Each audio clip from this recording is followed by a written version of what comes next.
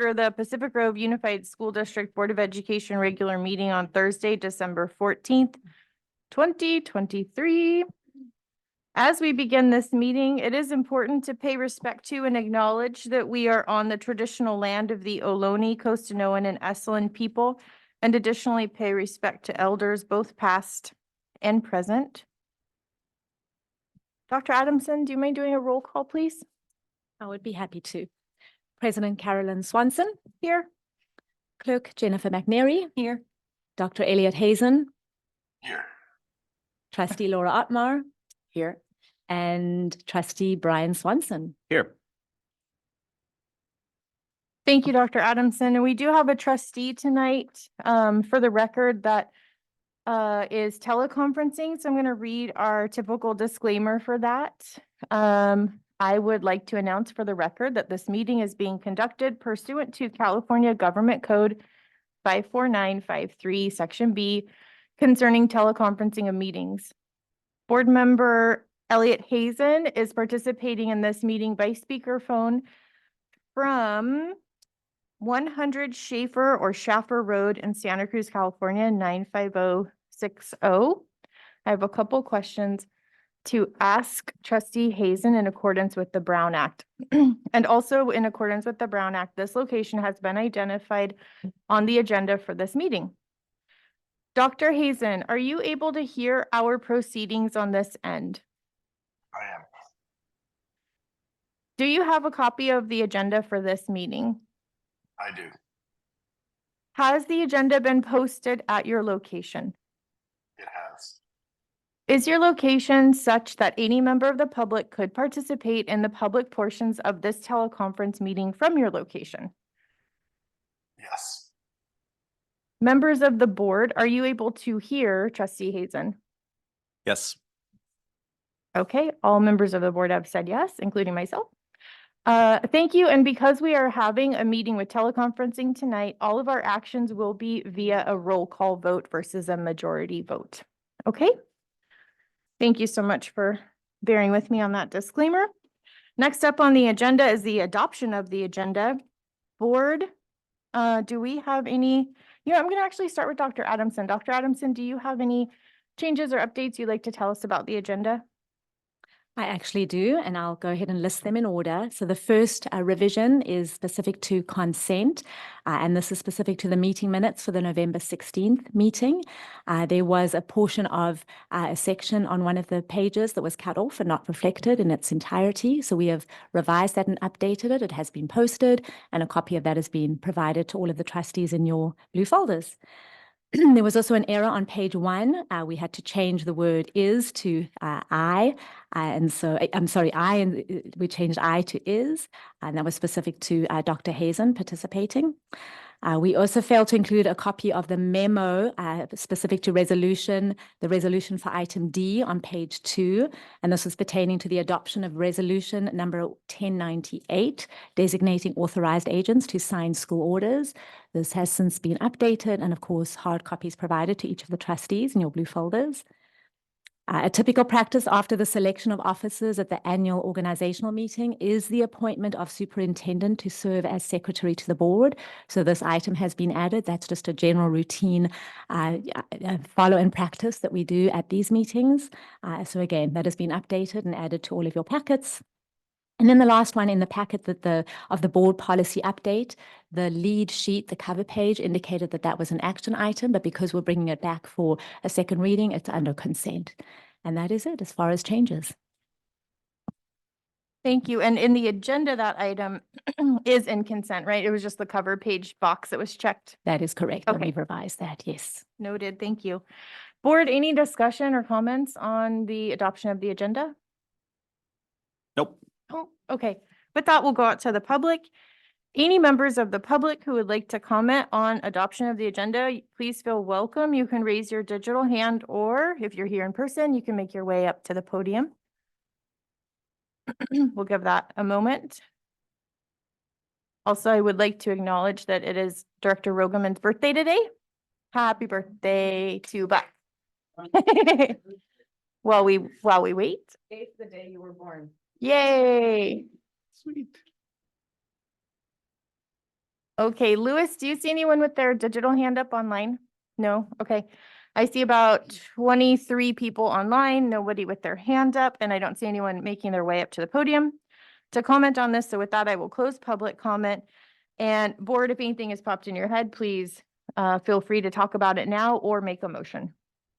I'll make a motion to approve or adopt the agenda with the changes presented. Okay, I'll second. So motion made by Clerk McNary, seconded by Carolyn Swanson. Can we get a roll call vote, please, Dr. Adamson? President Carolyn Swanson, Aye. Clerk Jennifer McNary, Aye. Dr. Elliot Hazen, Aye. Trustee Laura Otmar, Yes. and Trustee Brian Swanson. Aye. With that, the motion carries unanimously, and we're going to move on to part 2 of the agenda, which is on page 2, and that is the annual organizational meeting as required by Education Code section 35143. The first item up is election of president to serve for a 1-year period. And with that, our nominations tonight do not need a second. And so with that, I will open it up to anyone on the board who would like to make a nomination for president. I'd like to make a nomination for Brian Swanson for president. Thank you, Laura. Anyone else would like to make a nomination? And Trustee Hazen, you can still hear us, right? Yep, loud and clear. Thank you. Okay, great. So with that, we have one nomination for Brian Swanson. If there are no other nominations at this time, we can open it up to further board discussion or public comments. So if any board member would like to contribute to the discussion of this, please do so now. Otherwise, I'll go out to the public. Okay. Public comment. If anyone in the public would like to make a comment, please raise your digital hand or make your way up to the podium at this time.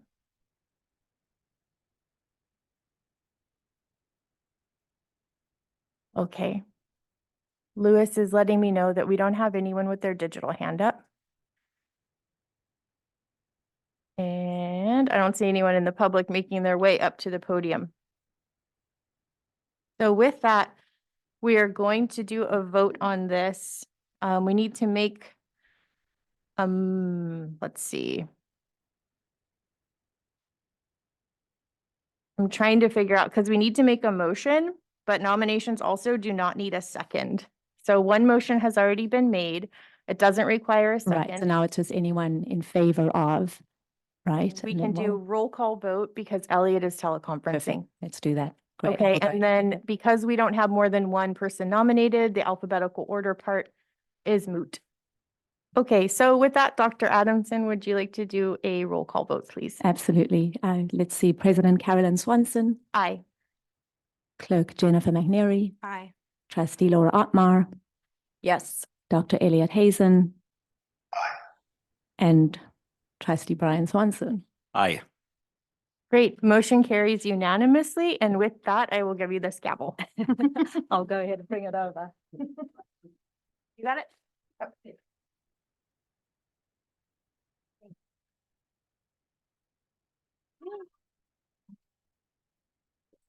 Thank you.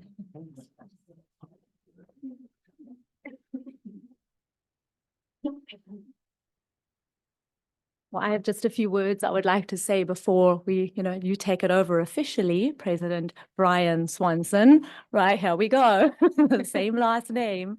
And so really, I just would like to say some words to our outgoing president, Carolyn Swanson. I just want to start by thanking you for your unwavering dedication, your courageous leadership that you have shown in the time that you have served as our president. I'm sure when you signed up, you didn't realize that you were going to be signing up for a year that would entail a superintendent search.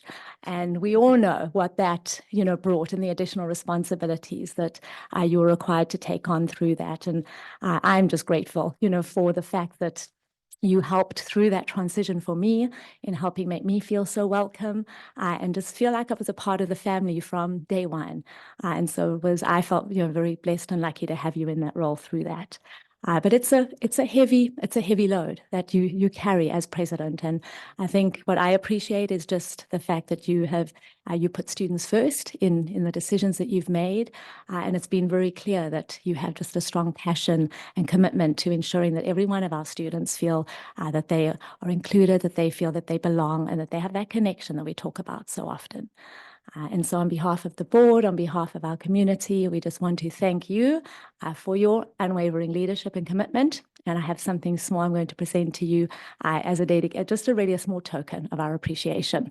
And this, the first one, I'm going to walk it over, but this is the official gavel that I understand is tradition. It has your name engraved, so that way you get to, really commemorate your service as in the role of president.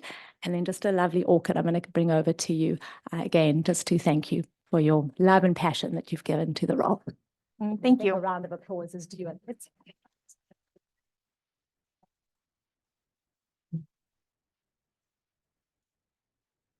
Yeah.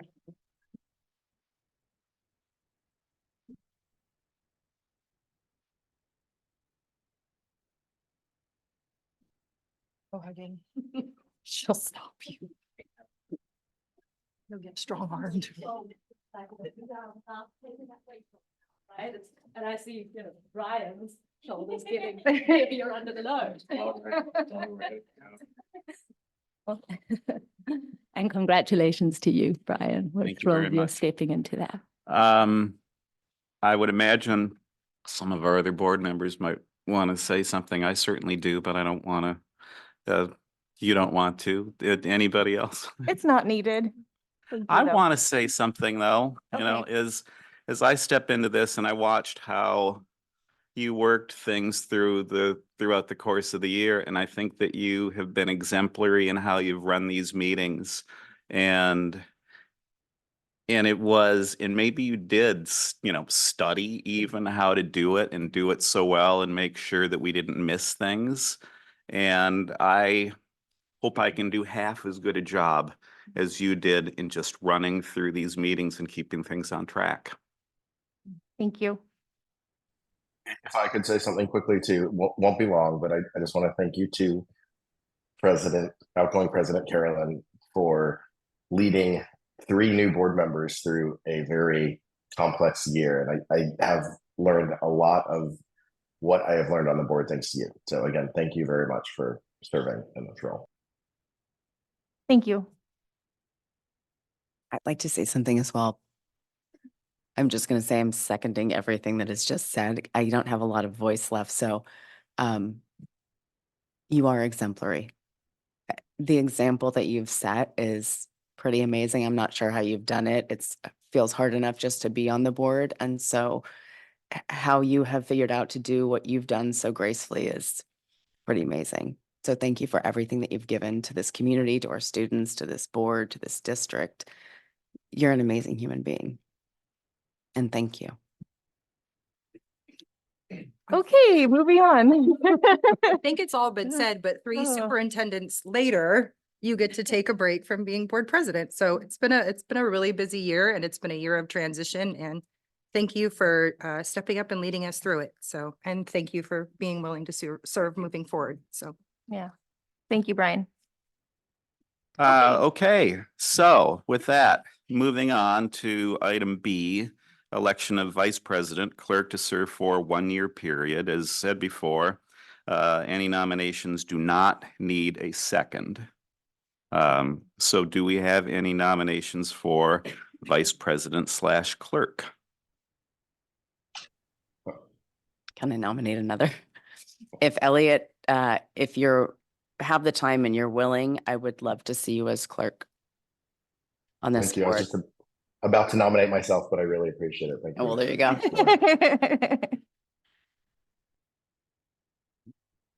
Does that count as a nomination and a second then? Okay, do we have any other nominations? Does not look like it. So, again, given our situation too, this is a roll call vote. So And I think I actually call for that vote, don't I? So all in favor? Oh, no. No, it's individual because. Trustee Carolyn Swanson, Aye. trustee Laura Amar, Yes. trustee Jen McNary, Yes.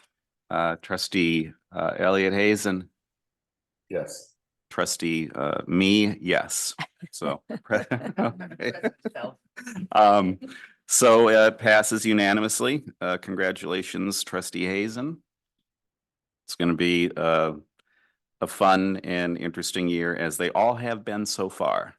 So, all right, so we have that. Moving on now to I do think we should just take a brief moment and thank Clerk McNary. on her oh, I'm outgoing sorry. role. Yes. You know. No, let's do that too. It's like, I know it's like that, and I had said once, it's like, you know, to somebody, or maybe more than once even, it's like sometimes there's crying at the at the dais, and sometimes there is, and with good reason. You know, it's like, again, you have been, an exemplary was used before. It's like my vocabulary is failing me, but you have been really fabulous in serving at this in this role during a year that was tumultuous, sometimes tumultuous at its best, you know, but we, I think, really managed to get through it, and in no small part due to you too, and what you brought to the board and to the community and to the students. So thank you for that.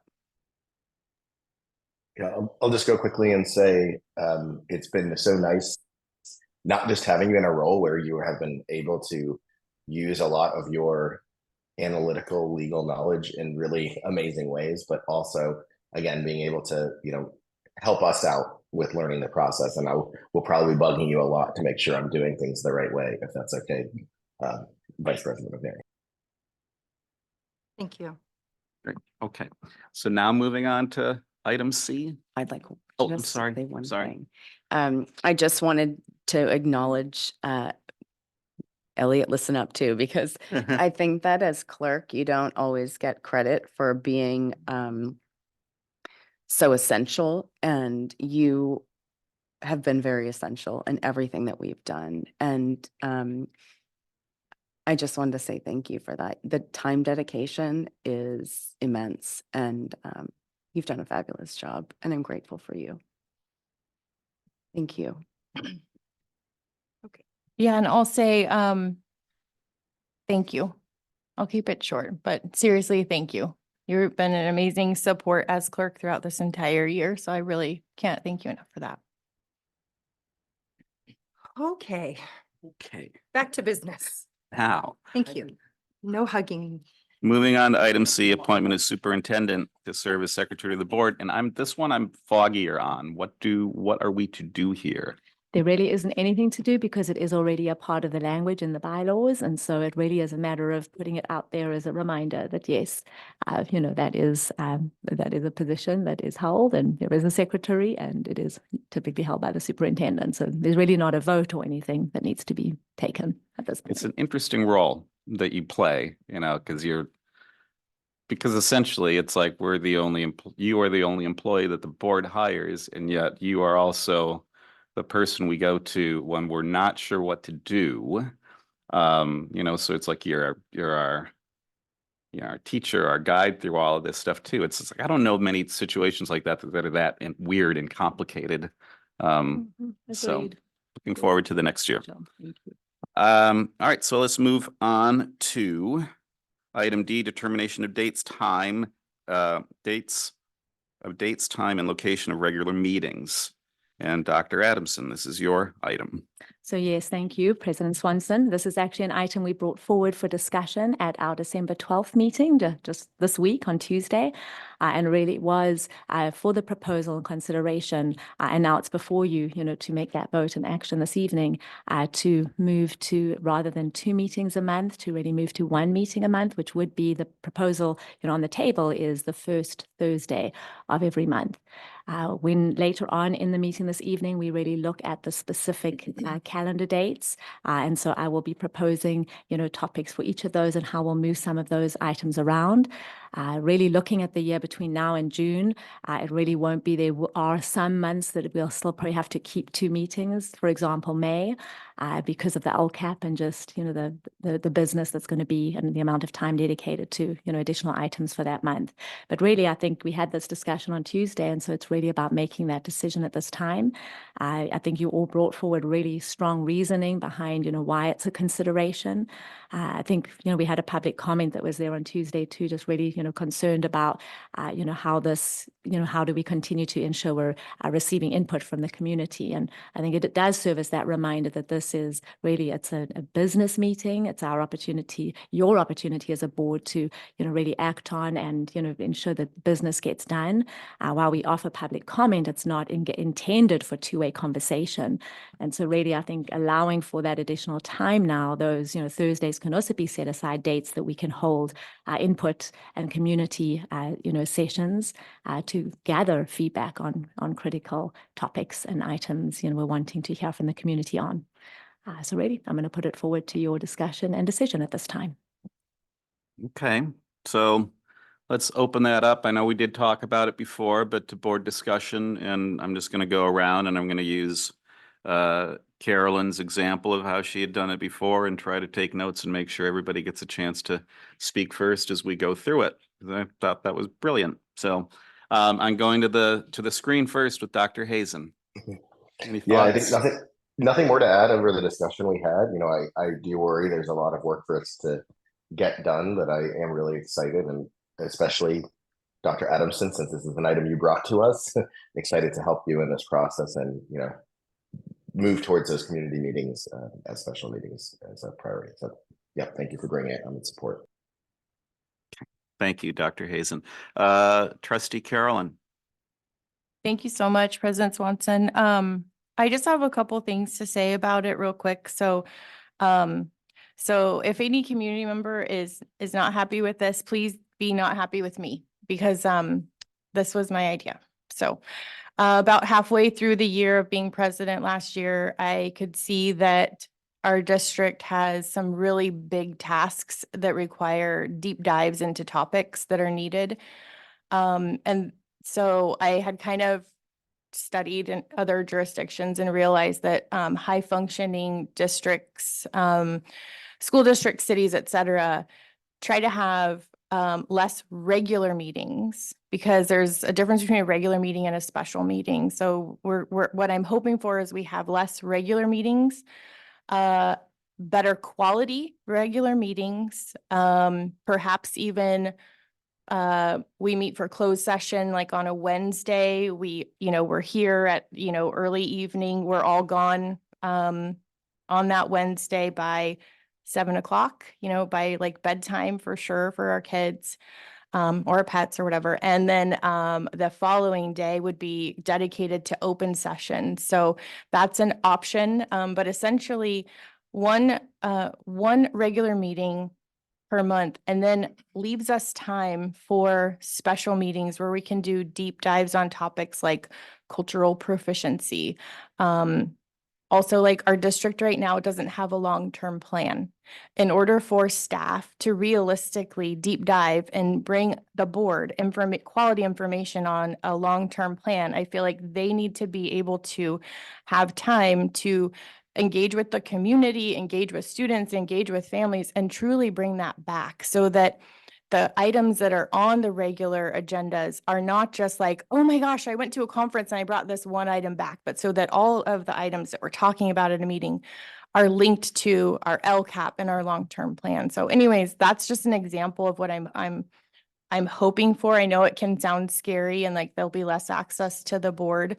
The board is here all the time. Our email addresses are on the website.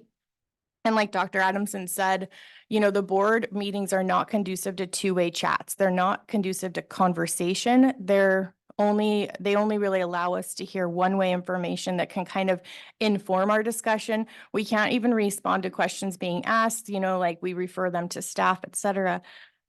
So that's kind of where I'm coming from, is better quality, less quantity, regular board meetings with the hope that there will be special meetings fairly often. So that's what I had to say about it. Great. Thank you, trustee Carolyn. Trustee Otmar. I don't think that there's too much more I can add. I mean, those are all fantastic points. I do value the time that staff spends at regular meetings, and they have very large jobs. And, sometimes sitting in the back of the room at a regular meeting isn't conducive to completing the jobs that they have to do and taking care of every detail that they're responsible for. So I am fully in favor of one meeting a month, and sort of being selective about not selective about the special meetings, but selective about, well, what I'm saying now doesn't make sense because I'm not feeling well, but you get what I'm coming from. That's all. All right, thank you. And trustee McNary. I agree with what's been said. I think this will provide all of us with less time to have to spend preparing for board meetings, and hopefully admin and staff more time running the district and getting to working on the programs and the goals that we've been talking about for a while. And also it will provide more opportunities for all of us to spend our time engaging with the community in a more constructive way. I think it's worth giving it a try to see how it works for our district. I support it. Thank you, trustee McNary. And yeah, when this first got brought up too, I thought it was a great idea. So thank you, Carolyn, for that. For so many reasons too, because it's like it takes a lot of the staff time just to be present for these meetings. And then you're being asked to do all this prep. And I know sometimes there's not enough time. And I know for me and maybe some of the other board members too, when you get the packet, whether it's 400 pages or I think it's 800 pages tonight, it's like part of getting through that packet is just getting rolling on it. And once you start to get into it, you can, you make your notes and everything, and you get in that mindset. And I think it's going to be easier for us to deal with those hefty packets in that way. I'd like to assure the public too that, I can understand the concerns about us not necessarily being accessible here in this room, but I think we're all pretty accessible. And yeah, we all have emails, and I think we're pretty good at responding to those as much as we can. And I think about what we did just the other night too with our board governance meeting, being able to have the time in our schedule to do something like that. That was a really remarkable meeting. We achieved a lot in 4 hours, and so much of what we do, I think, relies upon us trying to figure out what it is that we're supposed to do and how do we do that in an effective way, and in a way that we respect each other and everybody's time that's involved with it. So with that, I think we go out to the public. If there's any public comment, anybody online, Lewis? Anybody in the room?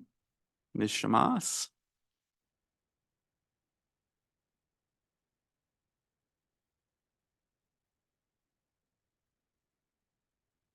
Beth Shamas. Okay, I'm glad you kind of explained that, because I watched the meeting from Tuesdays and I didn't really understand why this was being presented in this way. But I fail to see how this is really going to get you what you're talking about. Are you going to have less things to approve?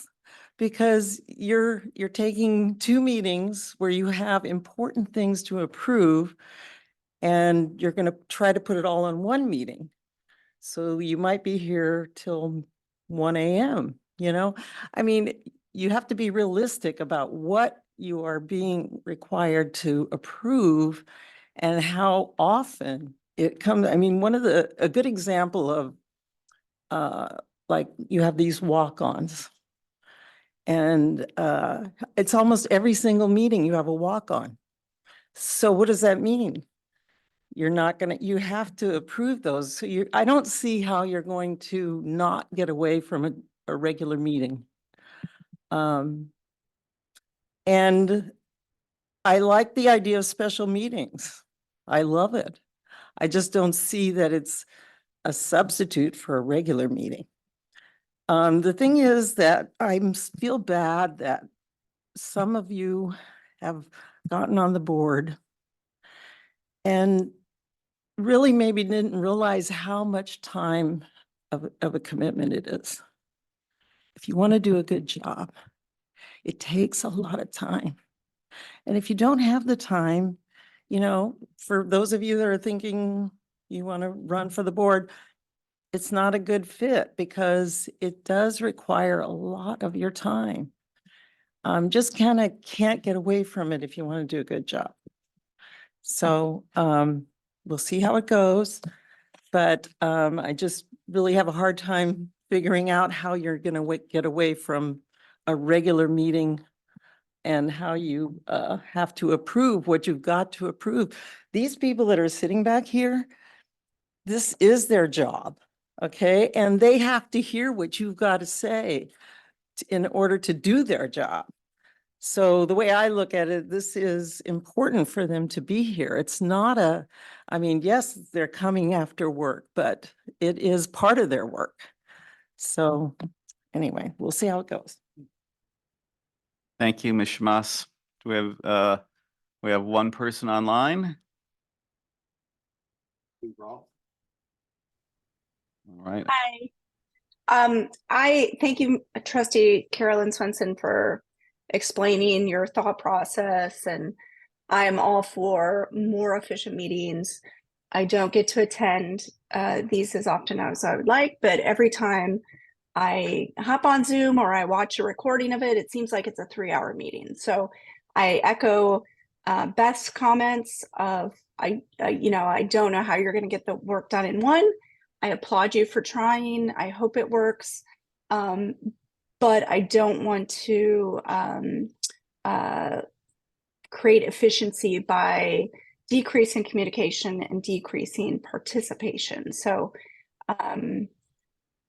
it's just my concern that making it 1 month a week and a bunch of pop-up special meetings is going to allow for less participation by the community.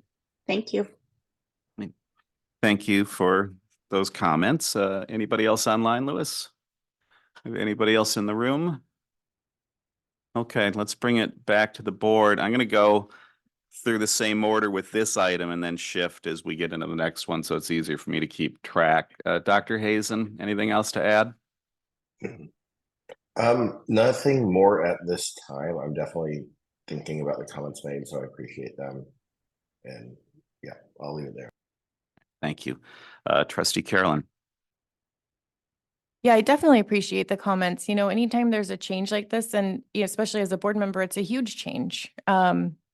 So I'm in favor of trying it for 6 months and maybe getting an update from Dr. Adamson to really feel it out. And and part of that update, I hope, and what I've already seen with Dr. Adamson is she reaches out to the community to incorporate their feedback as well. So I'm hoping that we do the community proud, that they see us at special meetings, that they're reaching out to us, and that we're reaching out to them. So I'm really hopeful that this will lead to quality meetings, but I could be totally wrong. So I appreciate any try of it. And if I'm wrong, then policy will just need to be changed to go back. And I will apologize to everyone if I'm wrong on this. But I feel like we have to try. So that's where I'm at. All right. Thank you, Trustee Carolyn. Trustee Otmar. I'm still definitely in favor. There are plenty of districts that operate efficiently with one meeting. And just because we've been doing it this way for however long we've been doing it, doesn't mean it can't be done another way. So I'm in full support of it. I think that it will go well. I think it will encourage us to have more efficient meetings.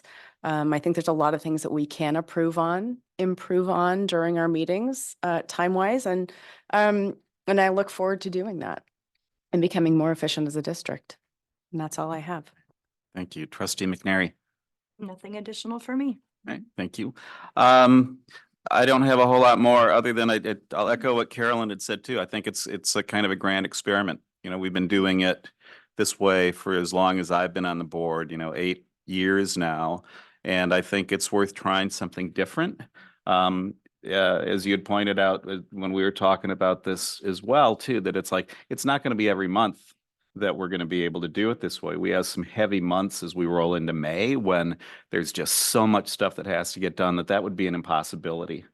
But I also think it affords the board maybe a little bit more opportunity to be to be out in the community where it's not like every other week too. And maybe we can be out there a little bit more. We're just going to play around with it and see. And I think that it will be pretty evident as we get a half a year into this whether or not it works. So with that, we do need a motion, right? So, Also move. all right, do we have a second? We have a motion from Laura Otmar, a second. I'll make the second. All right, and can we get a roll call vote? President Brian Swanson, Aye. Clerk Dr. Hazen, Aye. Trustee Jennifer McNary, Yes. Trustee Laura Otmar, Yes. and Trustee Carolyn Swanson. Aye. All right, passes 5-0. And with that, we will move on to item E, which I think is kind of a cakewalk, the adoption of resolution number 1098, designating authorized agents to sign school orders. And Dr. Adamson, this is yours. Well, thank you. And really it does. I think the cover letter speaks to what this is, but essentially it's just giving, it's a very routine item. It's something we do every year, giving authorized signatures the permission and authority to sign contracts which come up maybe between board meetings or, before their time is up, right, that we're able to go ahead and, and approve them prior, to bringing them forward. And really it would be, as it's listed, the 3 authorized agents would be myself, Assistant Superintendent John, and then our Executive Director, Ariano. And so it would be just your approval for that. Okay. Thank you for explaining that. Let's go to the board. Trustee Carolyn. No comments. Thank you. Trustee Otmar. Nothing from me. Trustee McNary. No, this is routine. Trustee Hazen. Nothing for me. And nothing from me. So any public comment, anyone online, Lewis? No one. Anyone in the room?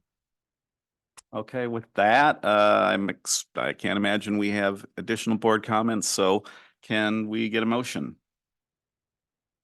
I'll move on staff's recommendation. Thank you. I'll And a second. And a second from Dr. Hazen. A roll call vote, please. President Brian Swanson, Aye. Clerk Dr. Hazen, Aye. Trustee Jennifer McNary, Yes. Trustee Laura Otmar, Yes. and Trustee Carolyn Swanson. Aye. All right, passes 5-0. Moving on to item F, designation of committee representatives. There are several here, and we go through and sometimes they're the same people every year, sometimes they're different. As I understand the process, well, what is the process here? Well, it really is a discussion amongst the board for you to go ahead and identify who is interested and can commit the time to the committees that are listed. And so, I think we would start by really getting an idea of who's currently in those roles for each of them. And then if they want to either continue or if someone else would like to take that role on for the year Okay. ahead. So I know for the second one with Community Human Services, that's been Carolyn and you this year, right, Jen? That's been me. Yeah. Okay. And with Carolyn as the alternate. Okay. For Community Human Services. And okay. Where would we like to start? I mean, I'm Well, happy to start there. but- Let's start at I just wanted to get a handle on that, make sure I had that right. But I don't know who has been School Board Executive Committee Liaison. I have no idea actually who's done that. It's me. Let's see. And was there a second? No. McNary? I don't know. I haven't missed any of them. So, yeah, so they meet quarterly. This is through Monterey County Office of Education. There's a couple, there's like one trustee, and I think they hope one trustee or one representative from each of the 24 or 26, 24 school districts in the county. They meet quarterly, so it's roughly 4 meetings. One of the biggest undertakings is kind of like nominating folks to get awards and also deciding on educational topics for trustees. So when you see that MCOE has generated a session on school safety, it's kind of like a list of topics that we decided on as a board. I'd be happy to let maybe Elliot or Laura explore this. I did it last year. It was fine, but it wasn't really anything that I was super passionate about, to be honest. Okay. Yeah. All right. Do we have anybody else that's interested in this particular position? I'm hearing no one. And I don't see Elliot raising his hand. No, I mean, I was going to mention that there's another committee I'd be interested in just continuing on. Okay. Essentially, but not, yeah, that'd probably be the best for me. All right. Trustee Carolyn, when you did these particular meetings, you said they were once a quarter. How long were they and where did they take place usually? They're virtual meetings. They have been, speaking for what I've experienced, they're virtual meetings and they're pretty quick, maybe like an hour, maybe 90 minutes max from what I remember. Okay. Yeah, I think there's one coming up in January, so it's been a couple months since I've done one. Okay. Well, if we don't have anybody else, I'd be happy to do it. If it's once a quarter and if it's online, I can do those. The community human services thing that Trustee McNary had taken over ended up becoming problematic for me because they went from being Zoom meetings to being in person, and I just couldn't. It's like I can pop away from work onto a Zoom call for an hour and a half, but to get in my car and drive somewhere became kind of a bummer. So I'd be happy to do that. Do we need to do anything other than just I get it by default? Okay, all right. Okay, so moving on to the second one, Community Human Services, which has been Jen. I would be happy to continue serving on that board for our jurisdiction. Okay, terrific. And is anybody else want to raise their hand for that or to be a second? I'm currently the alternative, or the alternate. I'm fine continuing because I think McNair only missed maybe 2 a year, so it wasn't a burden for me to be that. Okay. Do we want to wait for Trustee Otmar to come back? Or are we okay to move forward? Well, I think we definitely will need to move forward. She is excusing herself. She was not Okay. feeling well at all and will be retiring for the rest of the evening. Yeah. Great. Okay. So moving on to subcommittee with the City of Pacific Grove. I think I can guess who. Yeah. So Elliot would like to be part of that. Is there anybody else that would be like to be part of that? I will say last year, Laura was the alternative, so maybe just to show her some grace since she's not here, should we plug her in and then just double check later, make sure that's okay? But I would hate for her to miss that opportunity. Yeah, yeah. And Okay. and Elliot, have there been many meetings? There has not been a meeting yet, and I think that is Okay. due to the upheaval of leadership at both Can sites. I speak Okay. to- I'd love to speak to that if you don't mind. Yes, I think, please. I just had my listen and learn tour with our interim city manager, Bob Perrault, last Friday. And this is something he's incredibly passionate about. And he's actually putting together sort of a description of what those meetings will entail. And the idea being that he's going to bring it, forward to the council in January. And I'll be bringing it forward, officially to the board in January as well.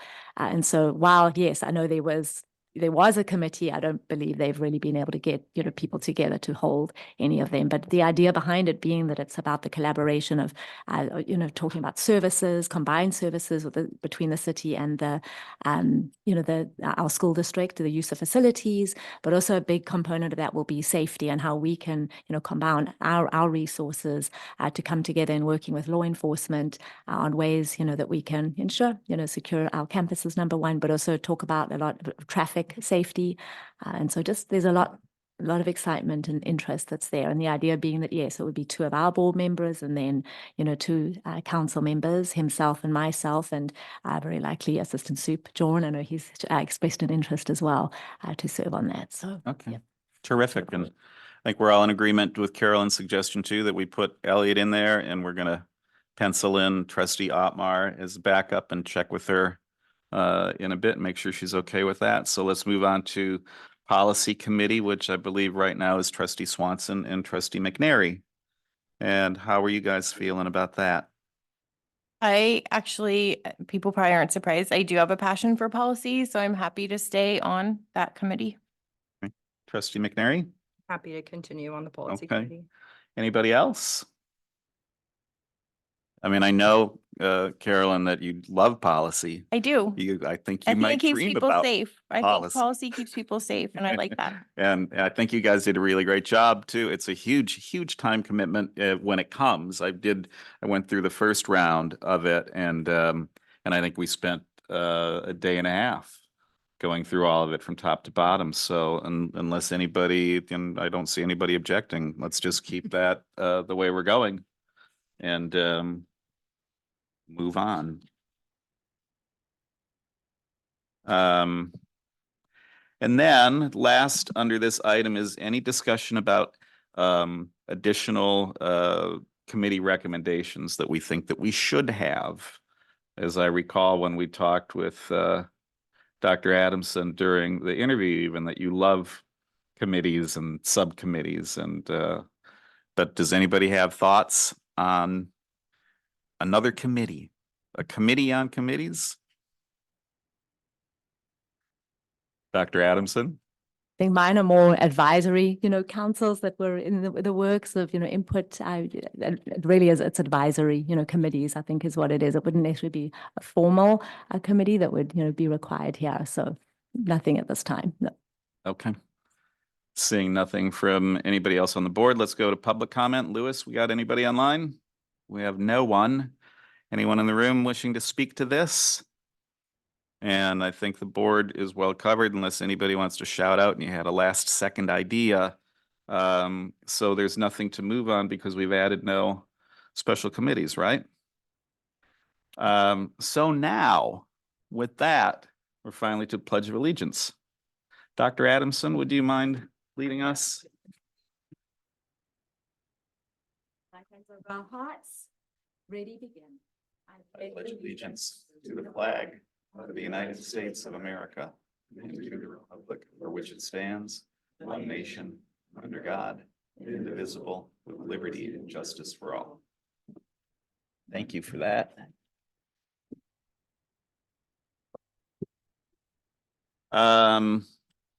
Moving on to written communications. It's not been that long since our last board meeting, and these are the ones that I came up with at least. One in support of a possible new employee. We had a letter, several actually, regarding last night's PG High School choir concert. One relating to next week's holiday concert and the possibility of rain. Two concerning extra vigilance and safety precautions on our campuses. And one concerning missing items from a previous board meeting. You'll see in our packet tonight that I think that has been addressed. And those are the ones that I have. Trustee Carolyn, anything else in your? I do have a couple. So these are as of today at about 1 o'clock. I have an email regarding an assembly member coming to visit PGUSD. One from a CSBA attorney regarding school complaints. One regarding report requests for ABM Solutions. One from Community Human Services asking for evaluation. One addressing the welcoming nature of board meetings, which I just want to thank the entire board for creating a welcoming nature at board meetings. So even though that was to me, I felt like that was to the whole team. A robotics scrimmage at the high school, and then you covered the rest that I had. Right, thank you. Trustee McNary? They've all been covered. Thank you. Right. I read mine, and Trustee Hazen. Yeah, just one parent that reached out to me about the implementation of equity-based grading. All right. Right. So moving on, board member comments. And let's see where we are. Trustee Otmar is not here right now. Can we start with you, Trustee McNary? Yeah, thank you. I will just say I slow down to be present when it's a busy time of year, and I got to do that a little bit last night at the middle school choir concert. It was fabulous. Our amazing middle school choir teacher and our elementary school choir teacher, Mr. Mazer, put on a great show. There are 68 kids in the middle school choir. That's a lot of kids who wake up every day at 7 to be at school at 7:45 before the bell, who are passionate about music. And growing up as an athlete, I didn't get a lot of exposure to the arts. It just wasn't part of my bubble. So being able to watch it as a parent and in this role has just been a really fantastic experience. So, and to see the room filled with people who support our kids and support our arts programs and our music program was just really fabulous. So that's my highlight, and happy holidays and happy new year to everyone. So Thank you. yeah. I'm next on the list. I mentioned it before, but we did have a chance earlier this week to do some governance training, which I thought was really remarkable. I have my bag of marbles sitting on my desk, which we can explain to anybody if they want to later what that actually means. But it was great. I thought, we covered a lot of things and we got really honest with each other at the end too. And it reminded me again about what a great and interesting group of people that I sit with here on the board that are really dedicated to the kids in this district and everybody else who's a player and all the stakeholders. So, and then I just had this wild thought that I just wanted to, I was thinking about it on the way over here too. I was looking at our board website, and one, I need a new photo. Two, it's been a while. And secondly, I thought it would be great if we had our student representatives on the website too. I don't know if I'm sure we would have to have their permission, of course, but I think it would be great to have their names up on our website too. One of the things that I know some of our fellow board members had seen at the CSBA Education Conference was how much more, and I don't want to steal another board member's thunder, but about how much more some of the students are involved, some of the student representatives in other districts. And I think that's just a noodle that we can pull on and see where that might take us. So with that, let's go to Dr. Hazen. Yeah, just a quick one, and I made mostly an apologies for not being there in person, but I'm up here at UC Santa Cruz for one of my students' PhD defenses. And while it seems a very long way from the K-12 education that we're talking about tonight, it is really in some ways the pinnacle. And it's, it's really nice to see how along the way, even small actions, whether you're a PhD student or whether you're a high school graduate, the various educators play in your life. So again, apologies I'm not there in person, but that's what's on my mind right now. Thank you, Dr. Hazen. Trustee Carolyn. No comments. Thank you. Okay, and so with that, we are going to move on to Superintendent report, Dr. Adamson. All right, well, thank you. As has been typical, I want to report a little on my listen and learn tours, and I'm at a total of 57 at this time. And I want to just express my gratitude and just about the enthusiasm and the warmth and welcoming nature that everyone has shown me in being so generous with their time. I just am so encouraged by everything that I continue to learn. And, as I'm getting so far into this, I'm just starting to see how all of the pieces, start to fit together. And so, many are probably wondering, well, where does this all lead? And ultimately, this is helping me craft my 90-day report that I will be bringing to you as the board at the end of those first 90 days, and ultimately will help drive the goals that we're going to be developing together that really will serve as my evaluation. And so I think that this has just been absolutely, so critical in the development of that. And, through that, I'm truly learning I'm getting a great sense of the culture here and really, getting a strong sense and understanding, of what, again, and I've said it a lot, makes, PGUSD the incredible district that it is. There's some standouts of the last week. It really, as I had shared, I, got to meet with our interim city manager, Bob Peralt. Just such an inspirational, meeting. I know he's only here for 6 months, but he brings with him so much experience. He's been retired for 7 years, but in that time, he's probably served, I think over almost 5 or 6 interim positions. And so I feel very lucky to have him, in that role as, giving that time to, find the long-term replacement.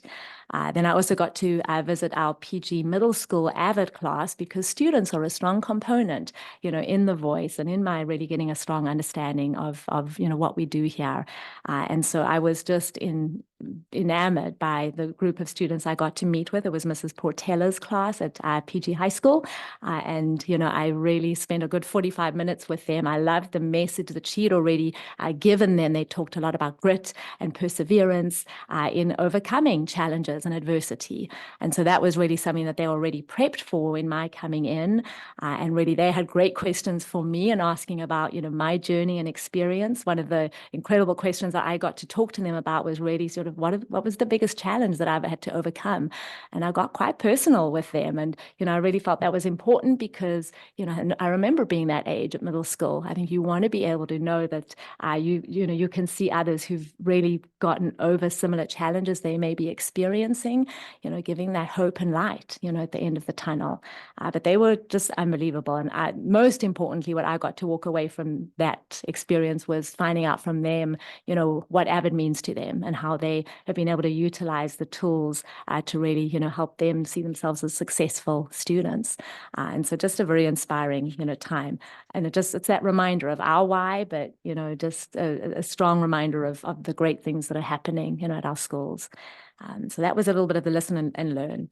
I think the other piece that I've gotten to, look at this past week as we continue to really identify ways that we're securing our campuses and in the along the lines of the topic of safety in general. I was, really fortunate to be able to walk our campuses, the perimeters of our campuses yesterday with Assistant Superintendent John and our Director of Maintenance and Operations, John Anderson, to really get a sense. I wanted to see for myself a lot of, the items that we're talking about as we're talking about securing and getting new gates and looking at, fencing and things of that nature. It was just really valuable. And I'm grateful to both of them for taking that time to be able to go and see it and walk the perimeters ourselves. We got quite a few steps in, didn't we, Josh? But I think that was, helpful for me as we're going to be presenting, the plan on where we're headed from here as we, receive and review Keenan's report. It's important that we're able to know exactly what it is, that we're talking about. So that was helpful. And then on the same topic of safety, when I was visiting the middle school this week with Principal Roach, they actually had a scheduled secure campus drill. And so myself and Director Ariana, we got to actually participate in it. And so that was, it was pretty amazing to see it just run so smoothly. I always talk about automaticity, right? That we practice for what we want to expect and be prepared to do in those emergency situations.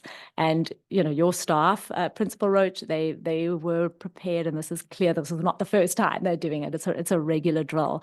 I love the fact that they were also trying to practice, just utilizing the phones as, to make the announcement from different classrooms, because in reality, that's maybe where the announcement's going to have to be made. So again, through those drills, you're also able to identify what areas need attention, and that was very clear. Mr. Tavani and Mr. Roach were just basically, making sure they had their list of things that, would be addressed for future.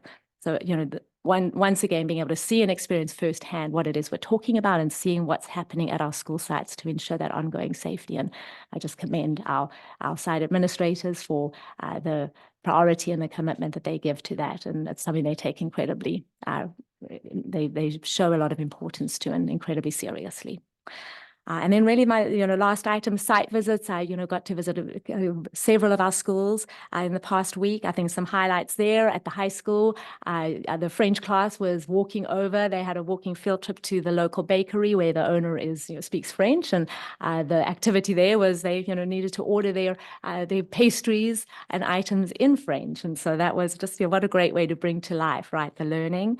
Let's see, I also got to experience and enjoy the Pacific Grove Middle School choir last night as well. I'm very impressed, as you said, Clerk McNary, that they were 68 students. That's a lot, but I love the fact that it wasn't your usual holiday songs. It just, very unusual and unique renditions, and a lot of work's gone into that. That was lovely to see. And then finally, just at the middle school too, we got to see some of our students debating, and that was a treat too. Really the Fourth Amendment and, reasonable or unreasonable search and seizure. And again, just to see the students, their critical thinking in action and how they're using the skills and applying that to how they can debate informatively, but using, facts, right, to back up their responses. That was great to see. So that's it. I think I'm looking forward to the elementary concerts for next week. And, that will just be another part of the joy of this time. And really just my final message to everyone, just, looking forward to the holidays that are upcoming. And, hopefully we're all going to be able to take time to be with family, be with loved ones, be still, right? And just, slow down. I think that's what you said earlier, Jennifer. I love that. And really just, I think think about the things that we're grateful for. It gives us that opportunity. And that's it for me, Brian. Thank you. All right, thank you, Dr. Adamson. Moving on to individuals desiring to address the board. I am going to read this disclaimer really quick in case we have some new people online who haven't heard it a dozen times before. It is for non-agenda items. Public comment on any item of interest to the public that is within the board's jurisdiction will be heard. The board will also take public comment on each specific action item prior to board action on each item. Any individual wishing to comment on a specific item on the current agenda are kindly asked to wait till that item is being discussed. The board will allow a reasonable amount of time for public comment on each agenda item, not to exceed 3 minutes per speaker and no more than 20 minutes per agenda item pursuant to board policy 9323. Speakers will be called sequentially until there is no speaker coming forward on this agenda item or the amount of time allocated for the agenda item has elapsed, whichever comes first. The meeting of the Board of Education is a business meeting of the board conducted in public. Please note that the Brown Act limits our ability to respond to public comment. The board may choose to direct items to the administration for action or place an item on a future agenda. Lewis, do we have anybody online? We have no one. Anyone in the room? Members of the public wishing to comment? I see no one. So we do start. sorry. I thought that was next. Don't we do? Oh, I'm sorry. You're right. All right. So I flipped it around, but we didn't have any community members. I think, are we okay to do it that way? Just to jump? Let's just start with staff. Yeah. All right. All right. Well, so we'll go to staff. All right. Staff members, have at it.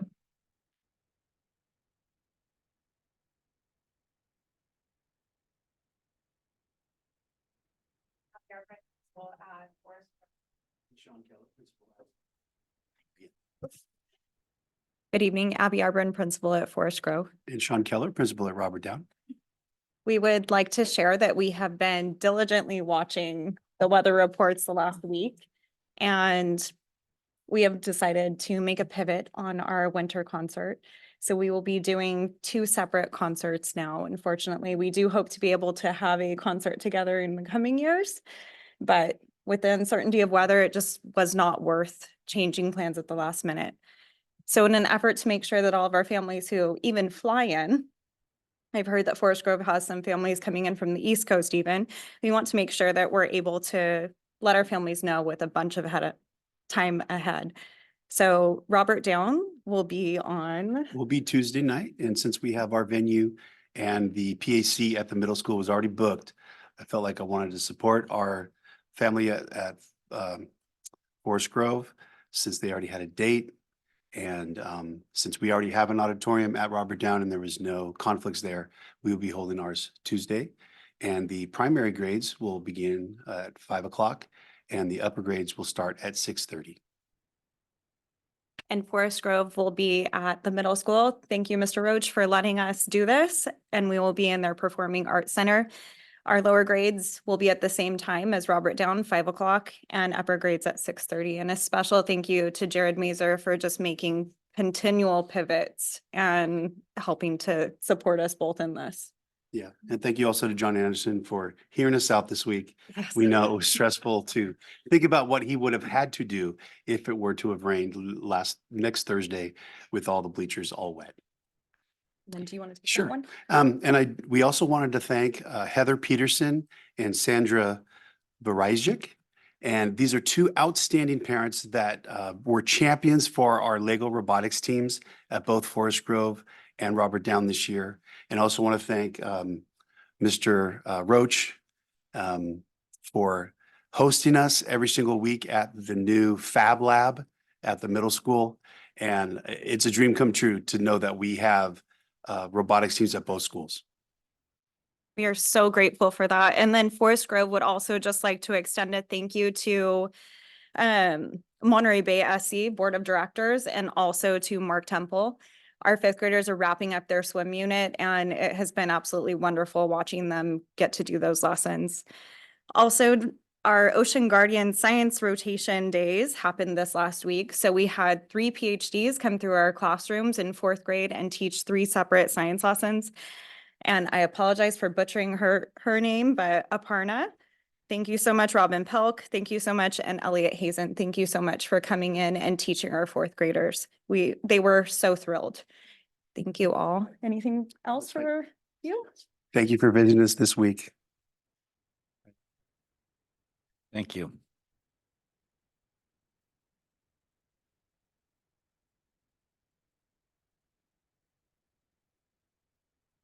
Good evening, Sean Roach, proud principal of Pacific Grove Middle School with a very quick update.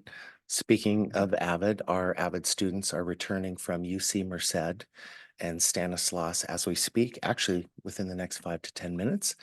And it really speaks to the commitment that this district has towards AVID and serving a population of first-time college students and allowing them to see what college looks like and feels like. Big shout out to Maddie Portola at the high school for coordinating this event. It was not easy, but she did an absolutely wonderful job. Our winter concert is coming up on Wednesday at 6:30 in the Performing Arts Center. It's going to be a wonderful week of arts and music this week at PGUSD, so we would like to see you guys there. And finally, last but certainly not least, I would like to wish a happy birthday to a hard worker, a good person, and somebody I'm happy to call my friend, Buck Rogaman. Thanks, pal. Terrific. Any other staff comments? Dr. Hagquist.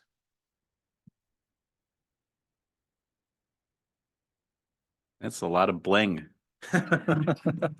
Good evening, board. You will, Larry Hagquist, Assistant Principal, Pacific Grove High School, and you'll get an explanation for this sweater in just a moment.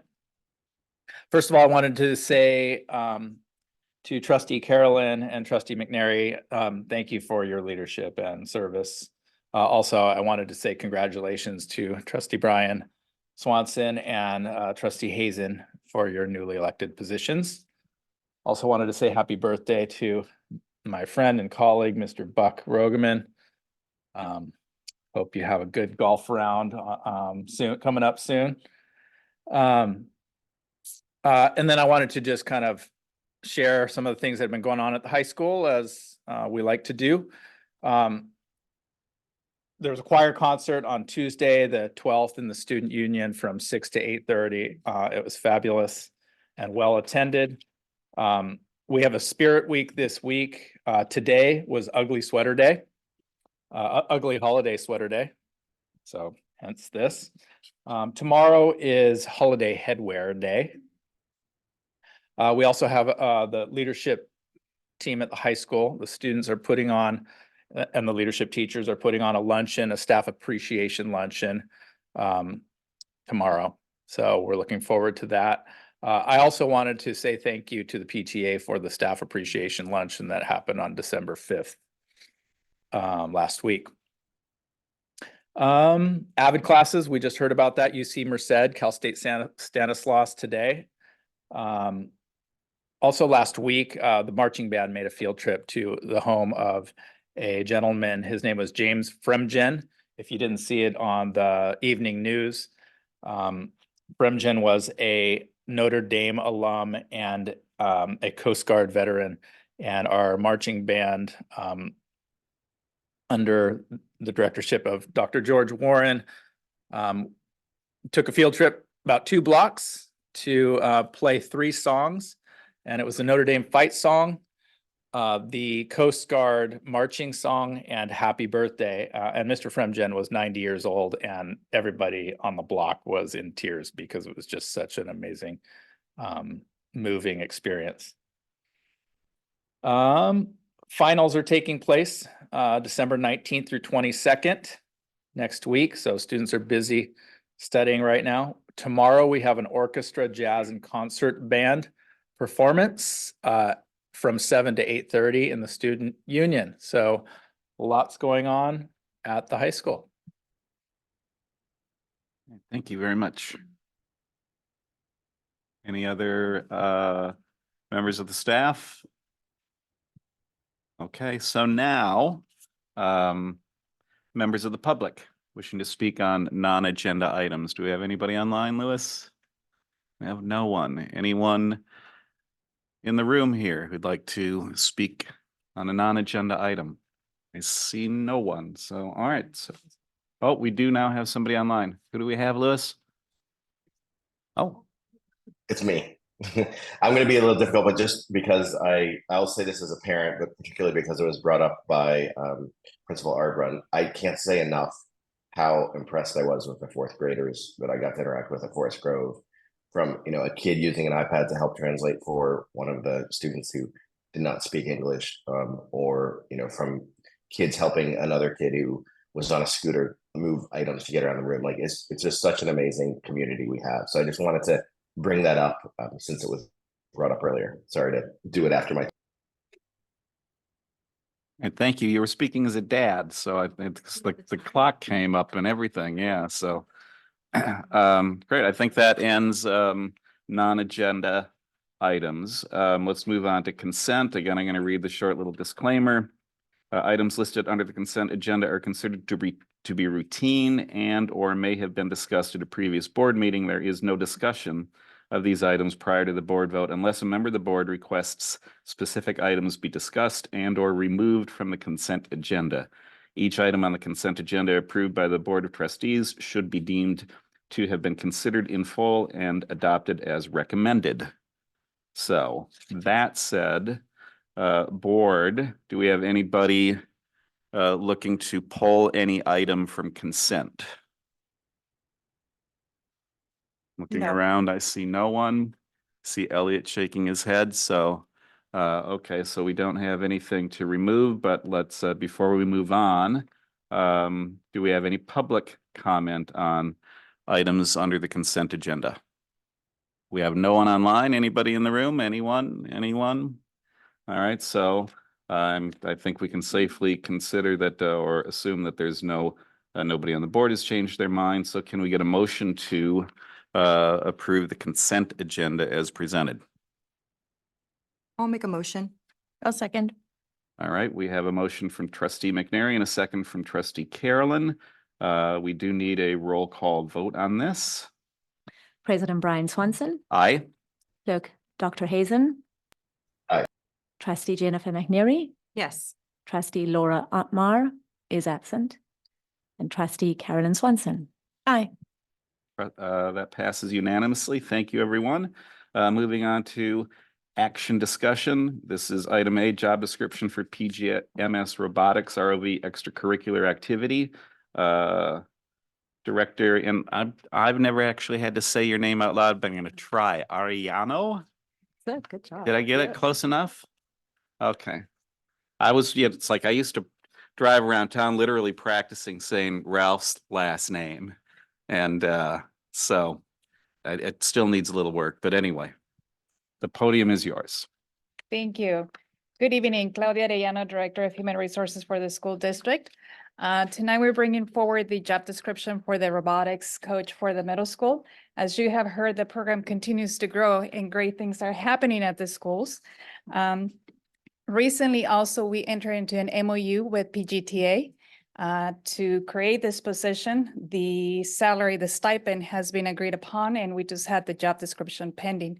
So what you see tonight is the job description that outlines the essential functions of the position and the requirements and qualifications to succeed in that assignment. So the recommendation is that you review, and approve the job description as presented. Okay, thank you. Board, do we have any questions on this particular item? I'll start with Trustee Carolyn. I have a comment on it. I have a couple comments. So, first of all, the robotics program brings me great joy. It just seems like a demonstration of the district and the team of parents bringing forth an item that they were interested in, the district kind of rising up to that challenge. We even provide transportation from each of the elementary schools, which requires, you know, John Anderson's department. Feels like this project has kind of reached into various departments, you know, Director Rogeman's involved. And every time I get an email about it or hear about it, it's like you said, it's just growing. So it's really cool to see something so alive right now. So I'm definitely in favor of the stipend and the position. And the only thing that I hope can change or be added to is in the minimum qualifications, it did say that there's a minimum qualification for an associate's degree. And I just hesitate because I feel like there could be, I don't want our district to be credentialist. You know, I know people who fulfill jobs who don't necessarily have a specific degree in it, but are phenomenal at it. I had kind of a snarky thought pop in my head as I was reading it. I'll be honest, I thought to myself, okay, so Steve Jobs wouldn't qualify to be our robotics, you know, coach because he didn't officially get a credential. So I just was hoping that maybe we could add to the minimum qualifications, you know, associate's degree / CBEST, you know, passing of CBEST or something like that, just to open it up to a variety of folks who may have experience but not necessarily have went to college. That's my hope. So thank you for that question and for noting that. So I'll share with you that this type of stipend, this type of position, we always try to align them with the minimum requirements set forth in Education Code and also the Every Student Success Act, what used to be known also as the No Child Left Behind Act of 2001, which require that any paraprofessional instructional aid or education assistant meet the minimum requirements of having the 2 years of college or 48 semester units, or have an associate degree, or pass a local assessment knowledge that verifies the basic knowledge and skills in reading, math, and comprehension. So that is why you see that there.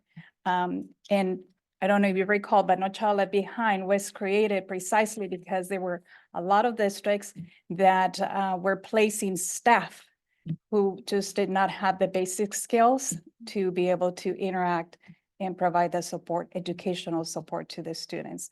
So that is why we have that there. It does not mean that we will be requiring a credential. The job description is listed associate's degree or a BA or BS. The CBEST is actually probably a little more challenging. The CBEST is required of teachers, and that is a little more challenging to pass than the basic skills test that the district offers. Can we put or basic skills test on that? And of course, the rest of the board would have to agree, but. Sure, we could do that when we list it again to the associate degree. We do look for that if they have the 48 college semester units or they pass the local test. But yes, we could do that. Okay, thank you. Those are my comments. Trustee McNary?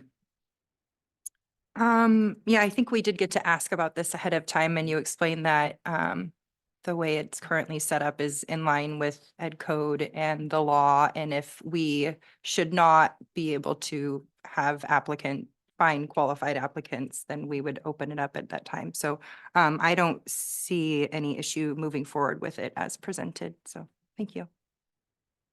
So just to be clear, you're okay with it, or I didn't I'm- hear you say that you wanted a basic skills added to it. Correct. I'm okay with the job description as presented by staff. Okay, okay, great, thank you. Dr. Hazen? Yep, just to echo, I'm the same way. I would like to see it approved. I'm really excited to see it on the agenda. So thank you for bringing it. Okay. And then me, I'm fine with it as presented. I think that I would imagine if we run into a situation that we actually have to pivot, that we could pivot pretty quickly and address it when that comes. So, which I guess is the definition of a pivot. Can we go out to the public on this particular item for comment? Louis, anyone online? No one. Anyone in the room care to make a comment? Principal Roach, come on down.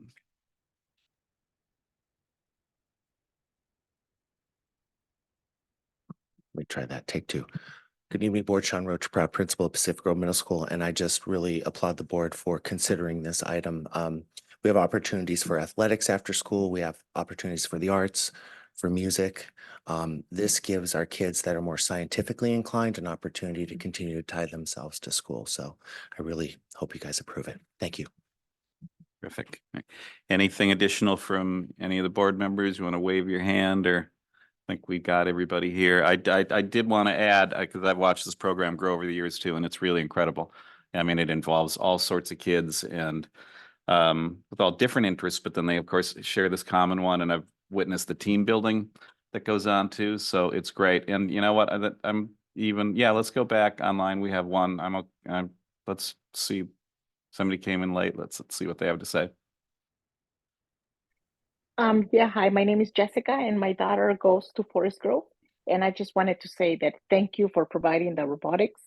The teacher was wonderful. Her dedication towards the students was great. Daughter had a lot of fun, even though we had no experience in building Legos. She had a lot of fun, and I'm grateful for this opportunity for her to participate in it.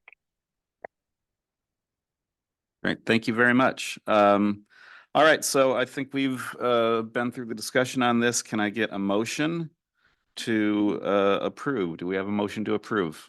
I'll make a motion. All right, so we'll say Trustee McNary with a motion and Trustee Hazen with a second. Can we get a roll call vote, please? President Brian Swanson, Aye. Clerk Dr. Hazen, Aye.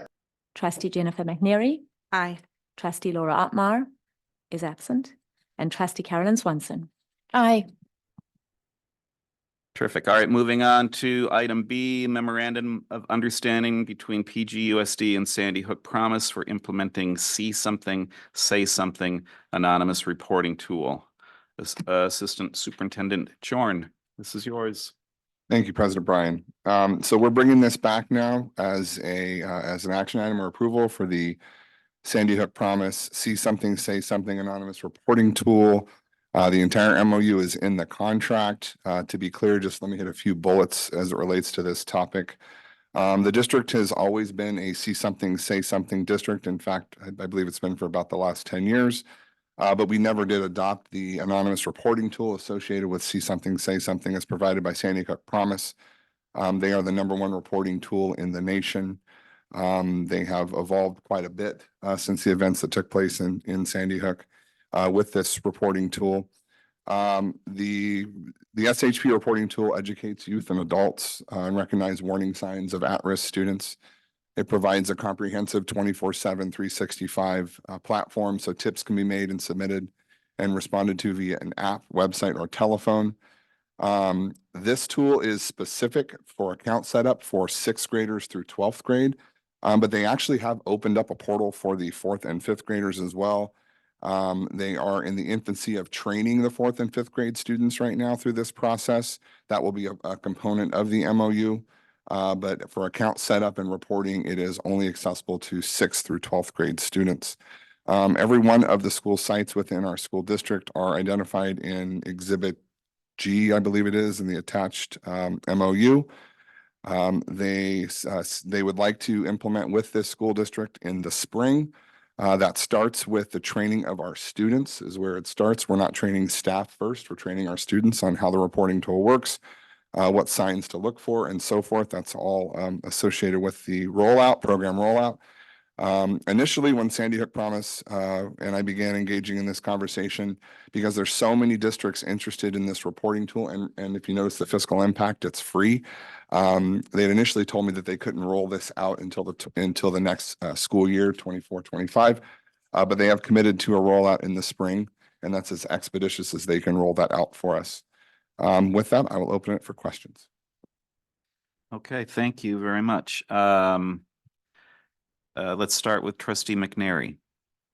Thank you for bringing this forward to us. I think it's a great step for us to be able to have somewhere for people to call in and just make reports, so we can start tracking what we've got in that regard. I love the specificity of the programming and that it does have training for staff here and students here, and it has a component for kind of marketing the tip line, and there'll be banners and posters, and it will be highly visible so that it really will be widespread throughout the sites and communicated well to families. So I liked reading about that when I was reading through the agreement. So thank you for that. Those are my comments. Thank you. I'll go next. I would imagine the fact that we're getting it sooner than they had told you originally is in no small part amount, because you maybe pushed them a little bit. So thank you for pushing them a little bit. It's important. Obviously, I'm really glad that we're doing this. It's a no-brainer. And let's go on to Dr. Hazen. Nothing to add that hasn't been said, but yeah, thank you so much, Assistant Superintendent Jordan, for carrying us forward. This is really, it's not the end all be all, but it's an important step forward.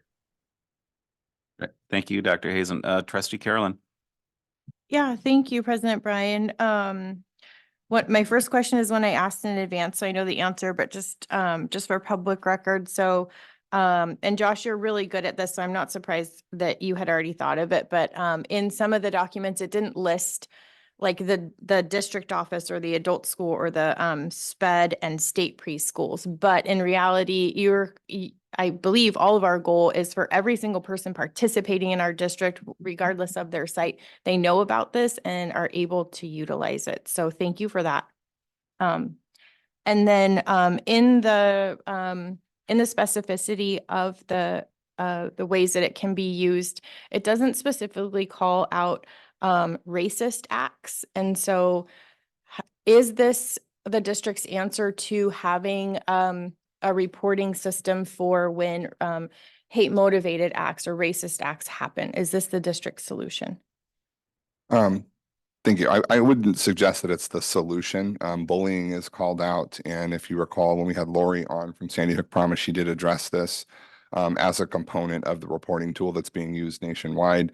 So that is the intended purpose. And I think it starts with how we're training our students to use the reporting tool. Okay. More specifically. So you're right. It would be if they were going to select on the app, right? Check the box, it would be bullying. Sandy Hook Promise is always modifying everything on their application. What they brought forward to us this year is very different than what they had 3 years ago. So we've opened up that conversation with them, and I'm certain that it's not just us. Other districts that are already using this reporting tool have been bringing that forward to them as well.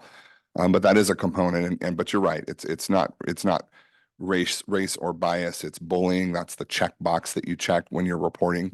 But they are fully aware of the issues that exist not only in our district but in others. So yeah, widespread issue. Yeah. Okay, so yeah, my only real comment as a board member, besides that I support this, then is when we're communicating out to families, because that's what we do. We have control of that narrative. It's just making sure that it's really specific to them, so that all folks have a sense of belonging when it comes to reporting a variety of things that take place. That's it. Right. All right. Thank you, Trustee Carolyn. Public comment on this item. Lewis says no one's online. All right. And anyone in the room caring to speak on this? I see no bell. All right. We're going to go back online. We have one person online. Julie Roth, please go ahead. Sorry, I was a little slow with my button. Julie Roth. So I think this is a great tool. I have some concerns. So as we probably are all aware, anonymous can sometimes equal untruthful, as we know with social media and things like that. And so I'm not saying that there's not a need for anonymous reporting for all these kind of situations that are outlined and all those situations that we are worried about with our children's safety. But what I'm concerned about is a little bit children reporting things that they think are unsafe or think is an issue, and then they get have retribution based on it being maybe not true. And there's a little flow chart in the attachment that shows non-credible / prank, and that goes to the school team to discuss. And it also talks about anonymous reporting not being upheld in those cases. So say a student reports something, it turns out to not be credible. I'm just concerned about those students then having retribution or punishment. And the reason I say this is I recently read an article that was published by a public radio program, and it was about a girl that heard something, she said something. First, she texted her friends about it and said, "Do you think this is what he meant?" And then it got to the school, they investigated it, and they punished her as a false claim, even though she was concerned about it. And they published it as a false claim and suspended her from school because she went to her friends before she went to educators or before she went to an adult. So I'm just concerned about truly the way we're going to vet these situations, and if we're truly going to take it with an open mind and an open heart that kids are concerned about something, they report it, versus maybe it not turning out to be that case, but it not necessarily kids being vindictive and submitting a false claim either. So I'm just really concerned about the implementation and the training of it. So I would just say we take it slowly. Thank you so much. Perfect. Thank you for your comment. Lewis, we have what was the name again? Jessica? Oh, okay. Okay. Yeah, hi. And I'm like her, I'm really happy for the new tool that you guys are gonna implement. But my question would just be, would that be like, would you guys be providing information for the parents, or are you still gonna be sending emails like you do? And if you do, like when an incident happened, like for example, what happened a week ago with that gentleman, would you guys be still sending emails? And will you be sending emails not at the end of the school day, but more earlier than that? And will there be transparency in regards what we should look out for and what we should be alert for, and tell our kids what to look out for? That's all. Thank you for your comment. I'm not sure. Well, again, this part of the board meeting is not typically a Q&A, but I wouldn't mind if, Josh, if you understood the question at all, to maybe address it. It sounded like the comment was wondering, and it's like, if we hear something, or, you know, if we're going to report out on it, I would imagine what we're going to do first is make sure that it's credible and address it, and then report back to our community what had happened if there's a reason to, but not to report everything out that we might have heard. But I don't know, maybe you can you unwrap that a bit? Sure. So all of the sites currently have an anonymous reporting tool. Each one is a little bit different. So this is not something new to our district. Unifying it under one specific software program, something that's accessible to students via, as I mentioned before, handheld devices and phone and a hotline, is something different. So there's a whole training protocol that goes along with the implementation. As I mentioned earlier, we'll be training our students, and then implementation packets will go home to families to notify the families of what you know, what's taking place at the school sites. As it relates to specific events, those are confidential in nature.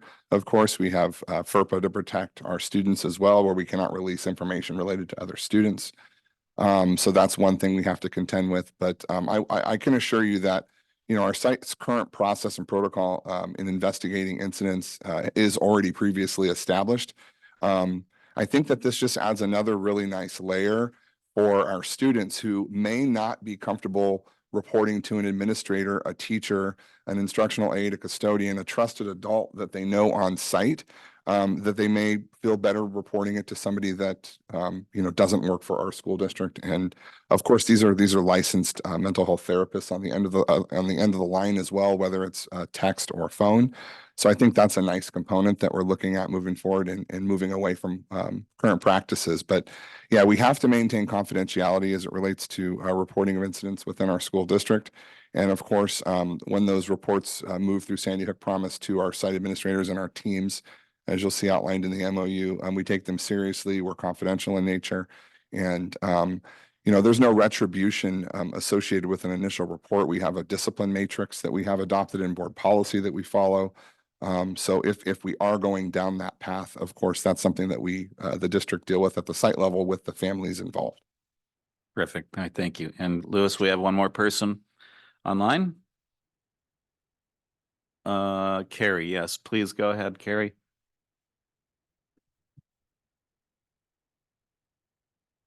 Carrie, are you there?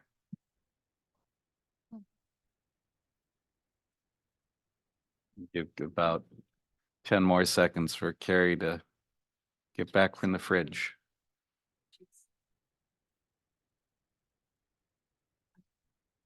Do you know Carrie? Could be Carrie Serpa is my guess. Yeah. I'm trying so hard. Ah, Can you hear me now? we've got you. Oh my We gosh. have you. Oh my gosh. It's been a while since I've used this technology, obviously. Okay, I'm sorry. I was not expecting to speak tonight, but I just wanted to say thank you to Josh for bringing this program to our district. And that after the incident a few weeks ago, I feel so much more comfortable with this here because students obviously didn't feel comfortable saying something when they saw something, since a coach overheard kids talking about that gentleman on campus.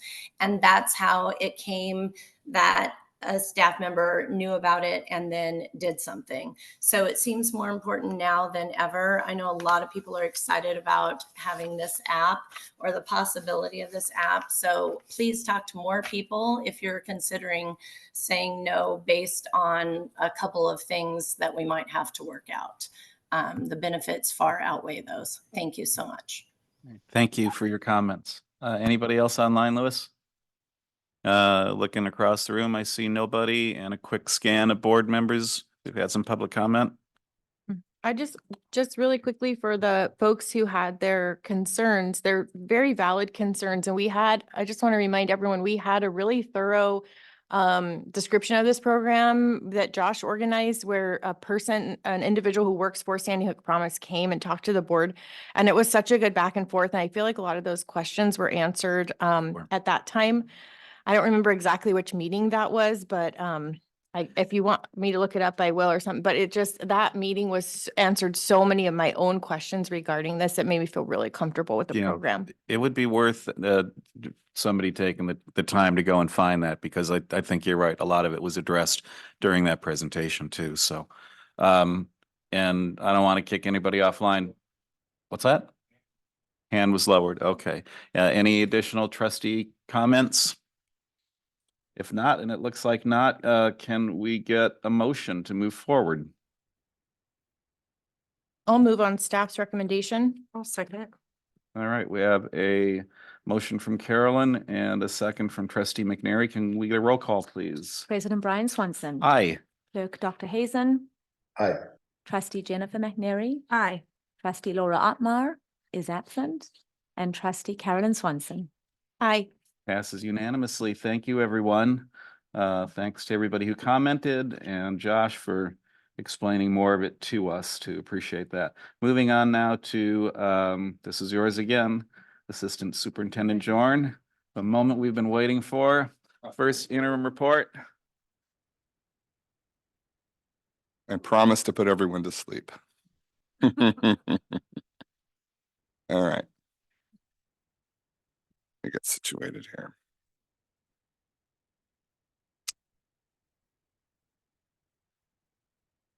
All right. So throughout the year, we have budgets that are developed that cover various funds, and they're revised to reflect changes in our financial conditions throughout the year, or as a result of board decisions, which have a fiscal impact. The primary budget revisions are shared early in the fiscal year, which is when we update our beginning fund balances, and we follow closely with the prior fiscal year unaudited actuals. Budget revisions are again made in first interim report, which is now December 14th, prior to being submitted to the county office on December 15th. Second interim report, we bring those forward in March. This year, they're due to the county office by March 18th. And our final budget revision, is usually completed toward the end of the year if we do a budget revision at all prior to our budget adoption in June. The governing board must certify that the district is either able to meet its financial obligations for the current year and 2 subsequent years by providing a positive certification, or certify it will not be able to meet its financial obligations by issuing a qualified or negative certification. Based on the current year, the current year and multi-year projections, the Pacific Grove Unified School District will meet its financial obligations in the current year and 2 subsequent years. This report reflects the following conditions. Property tax projections for fiscal year 22-23 have been revised by the County Tax Assessor's Office. Unaudited actuals, ending fund balances have been posted as our new beginning fund balances, and we just got to that actually last month. PGUSD, of course, is a basic aid school district, and we're funded primarily from local property tax revenue, which exceed the local control funding formula entitlement. Here on this slide, I'll show you what the PGUSD's LCFF entitlement is. It's just over $21 million. Gosh, if it was 21,000, we'd have a problem. $21 million would be our LCFF entitlement. As you can see below, the $37,703,436 is our local revenue projections for the 22 or for the fiscal year. Some things to watch out for and plan accordingly for our long-term projected growth, our declining enrollment. We also pay close attention to our limited unrestricted revenue as it grows, as enrollment grows. Property taxes don't always grow as anticipated. And as you've seen over the course of the last 2 years since I've been here, we've kind of ebbed and flowed through what our property tax projections may or may not look like. Last year was kind of an anomaly. We grew at about 8.5%. A lot of that had to do with the tax deferrals, commercial property tax deferrals from COVID era. So I do not anticipate or project property taxes to grow at the 8.5% rate we saw last year. We are projecting, and I'll get into that in a minute, a more conservative approach of around 6% growth. This district historically grows at around 5.5%. So now let's take a look at the side-by-side financials here. We do a quick at a glance showing our fiscal year 23-24 adopted budget side by side with first interim, which I'm reporting tonight, and some of the net changes associated. So you'll notice here the beginning fund balance at the adopted budget was just over $6 million. Big swing from adopted budget to first interim. That's specifically associated with the fact that beginning balances had not been calculated at that point, and the district hadn't finalized its unaudited actuals. So beginning balance went up just over $3 million. Total revenue at adopted budget, we had projected at $44 million, just over $44.6 million.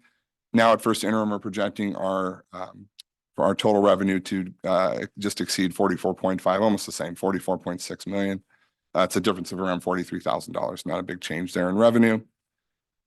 Expenditures similarly did not change. Again, we're looking at this combined, so I'll talk about restricted and unrestricted in just a few minutes. But our expenditures at the adopted budget, we projected just over 46 million. First interim, we're projecting just under 47 million. So that's a change in about 840,000. You can see at the adopted budget ending fund balance, of course, that's substantially changed with the carry forward from 22-23.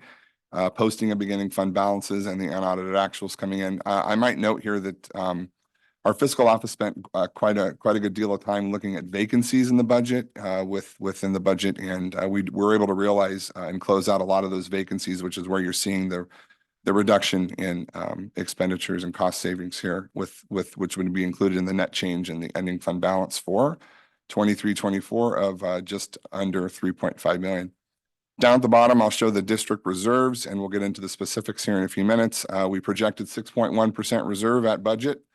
First interim, we're projecting a 10.8% reserve. That's a 4.7% swing in reserve balances. Let's see, just a second, take a look at my notes. So here we're showing our general fund revenues. The initial projected percentage of property taxes was 5.15%. The revised projection for property taxes at second interim was 8.03%. This is what I mentioned just a few minutes ago. Property taxes last year came in at 8.49%. I've been rounding up to 8.5. This is a crucial component that we're talking about here. These are our revenues. As you can see, most of the revenues from this school district come from the LCFF sources pie column here on the pie chart. which includes, as I mentioned, property tax revenue. It does include some of the LCFF funding that we receive based on our average daily attendance. Federal sources make up a real small sliver, just over $1 million. State sources just over 3.7, and our local sources 2.4 million.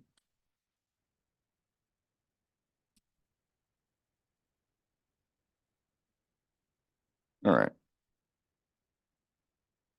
So now we're looking at the slide. I call this the budget book slide. This is included in your packet.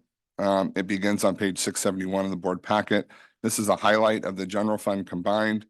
You'll note that the arrows from 23-24 first interim connect to the adopted budget. I have both of those circled. We did have a budget revision 1 in between there.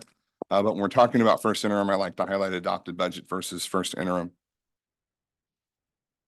Tonight, let's focus on the adopted.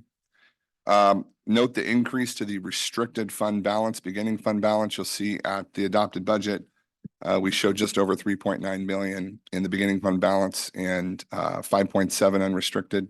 Similarly, on the restricted side, 2.2 million at budget adoption and 3.4 million at first interim. Again, a relatively large swing in our beginning fund balance.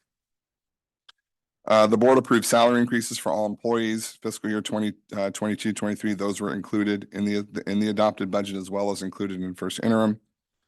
If we're looking at our certificated salaries, you make your way down kind of the top third of the page there. You'll see that certificated salaries reduced by 434,695. Classified salaries reduced by 256,116, and benefits were reduced by 659,527. A lot of this was associated with the vacancies in position control that we looked at and made reductions for. You can note that the STRS contribution rate is still 19.10%. CalPERS is projected to increase in the out year to 26.68%, but we're currently carrying a PERS statutory of 25.7. Our state unemployment insurance rate had no change of 0.5%, and workers' compensation rate had no change of 2.77%. Books and supplies down there in the middle of the page increased by just over $1 million. And that is primarily associated, if not specifically associated with restricted spending due to an increased carryover from 22-23.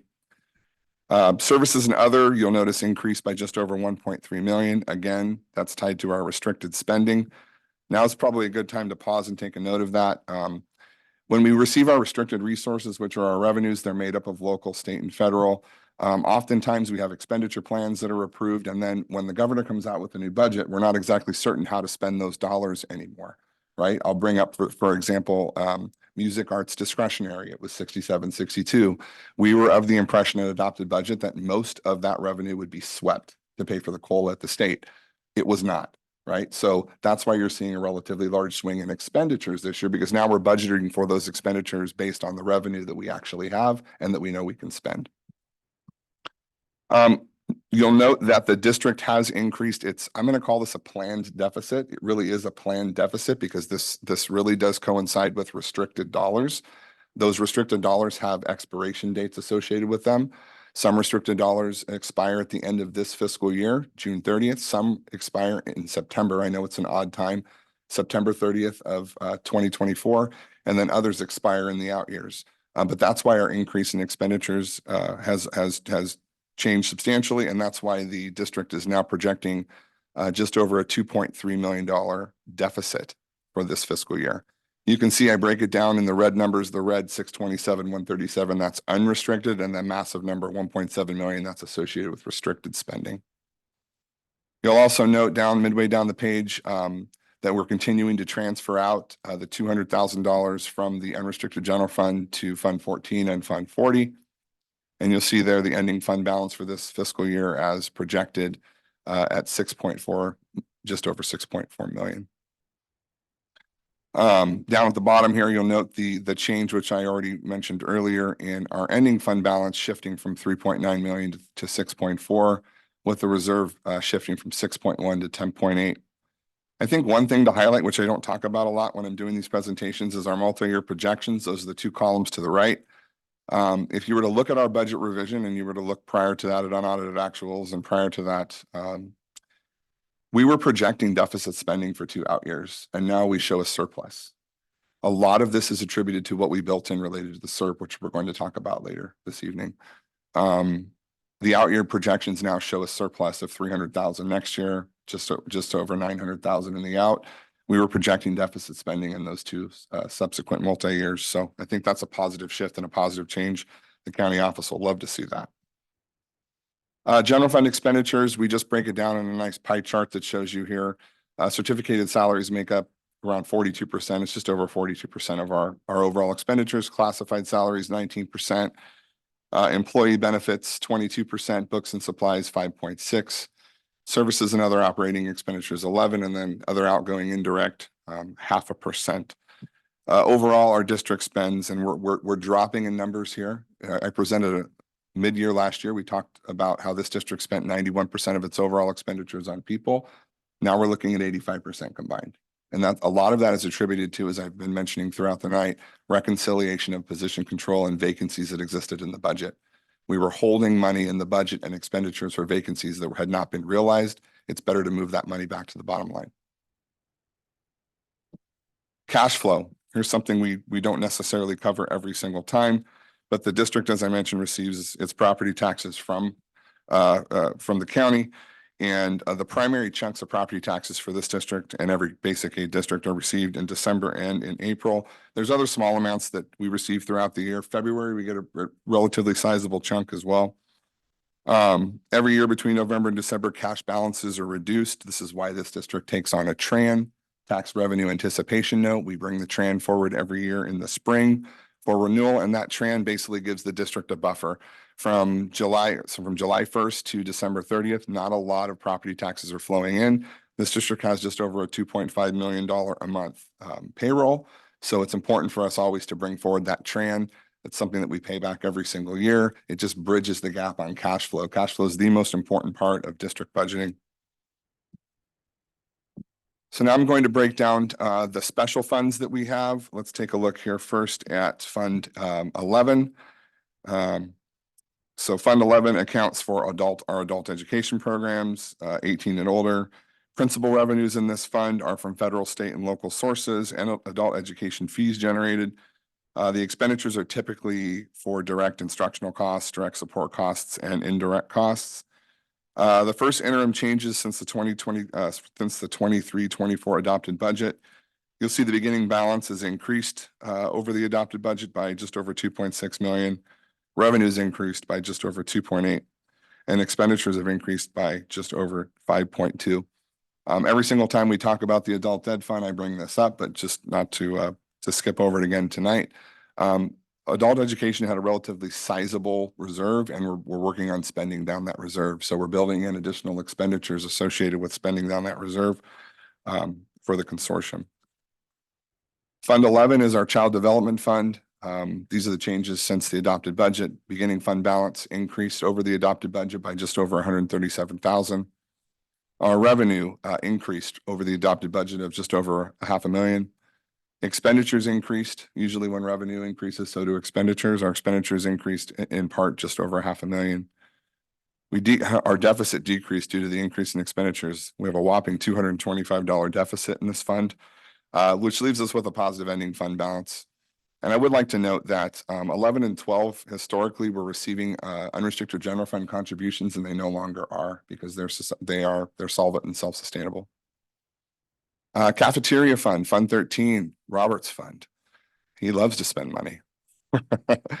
So due to the net, so we have a net cash resource issue with California Department of Education. Again, just like Fund 11 and 12, or actually with 12, we have to spend down some of those net cash resources to maintain stability within our fund. So we got together this past 6 months, and we looked at better ways to spend down some of those funds in Fund 13. So you'll see here an increase in expenditures, and a lot of that is associated with capital outlay, capital improvement projects that will be taking place within our school facilities associated with food service. So you'll see here first interim the changes since the adopted budget. The beginning fund balance increased 837,000. Revenue just over 1.5 million. Expenditures increased in kind just under 1.5 million. Our surplus has now decreased down to decreased by 103,000, and our ending fund balance is still cash positive of just under $1 million. Fund 14, as I mentioned earlier, the board last year decided to start moving unrestricted general fund dollars to Fund 14 to build up a reserve in Fund 14 for deferred maintenance. We've done the same this year. That's a $200,000 unrestricted general fund contribution. The beginning fund balance has increased over the adopted budget by $387,000. There was no change to revenue, expenditure, and deficit. That's specifically because we didn't really make any budget revisions in 14. I know John would like to. This district historically has not spent a great deal of money out of Fund 14, so we're going to have to look at better budgeting for Fund 14 moving forward, which we will. We're going to make some revisions, and we'll see those at second interim as it relates to Fund 14.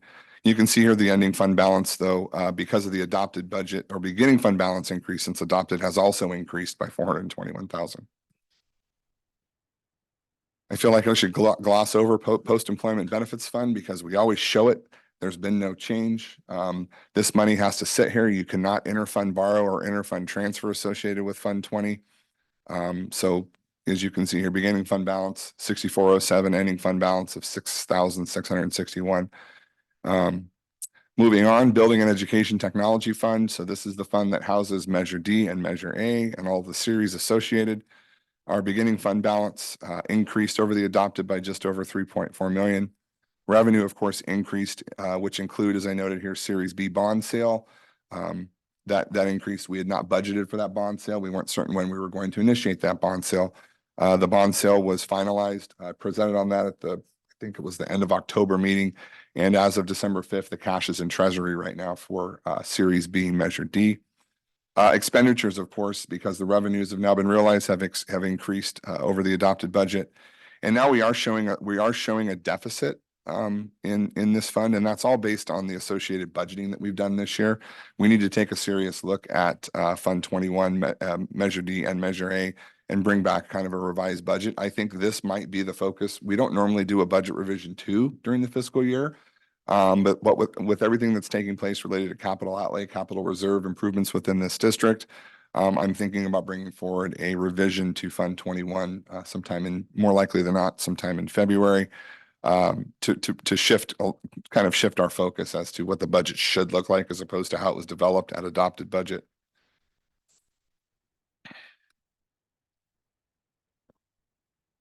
Fund 40, just like Fund 14, I'll mention the districts now, per the direction of the board, shifting $200,000 from the unrestricted general fund to begin building a fund balance in Fund 40. You'll see the changes here since the adopted budget. The beginning balance was $782,280, which increased over adopted. No change in revenue. The source of revenue is specifically tied to the lease of the David Avenue campus. So this is also where we house revenue, from the lease to the Monterey Bay Charter School. Expenditures increased over adopted budget by $175,000. We do show a surplus of $98,000 and an ending fund balance of just over $1 million. So you can see we're slowly building this fund balance up. This can only be used for capital outlay, capital reserve projects. But that was the, at the direction and the foresight of the board to look at deferred maintenance and capital reserve accounts and start building out some of these ending fund balances for use.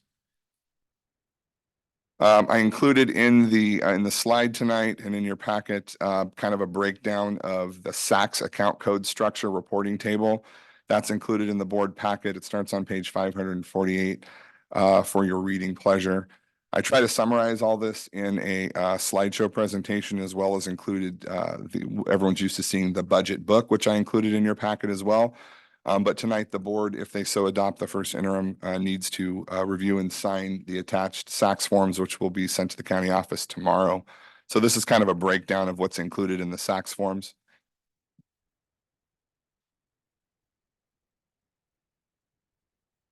Oops, back up one. And then finally, I always like to kind of end here with our kind of snapshot district financials and district at a glance. The details associated in the top, you'll see the enrollment of our school district broken down by ethnicity. On the left-hand side, you'll see pretty much a summary of everything I covered tonight as it relates to the general fund, beginning fund balance, revenues, expenditures, and ending fund balance. Middle of the page, you see the historicals of our property tax trend. As I mentioned before, we average about 5.5% per annum increase over prior year in property tax revenue. Right below that, you can see the general fund reserve trend. The district has been trending down, as you can see. In 15-16, we were at 16.7%, and now we're hovering just above 10%.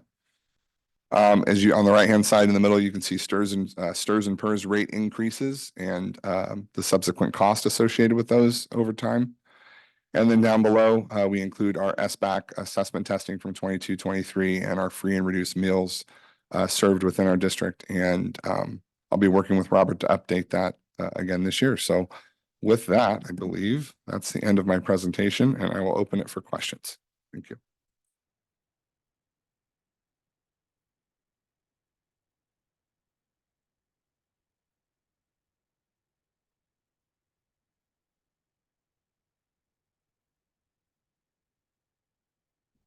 You're answering the questions almost as they pop into my head too, so I don't have a whole lot from me. The one thing I did want to ask though is, as you look at the future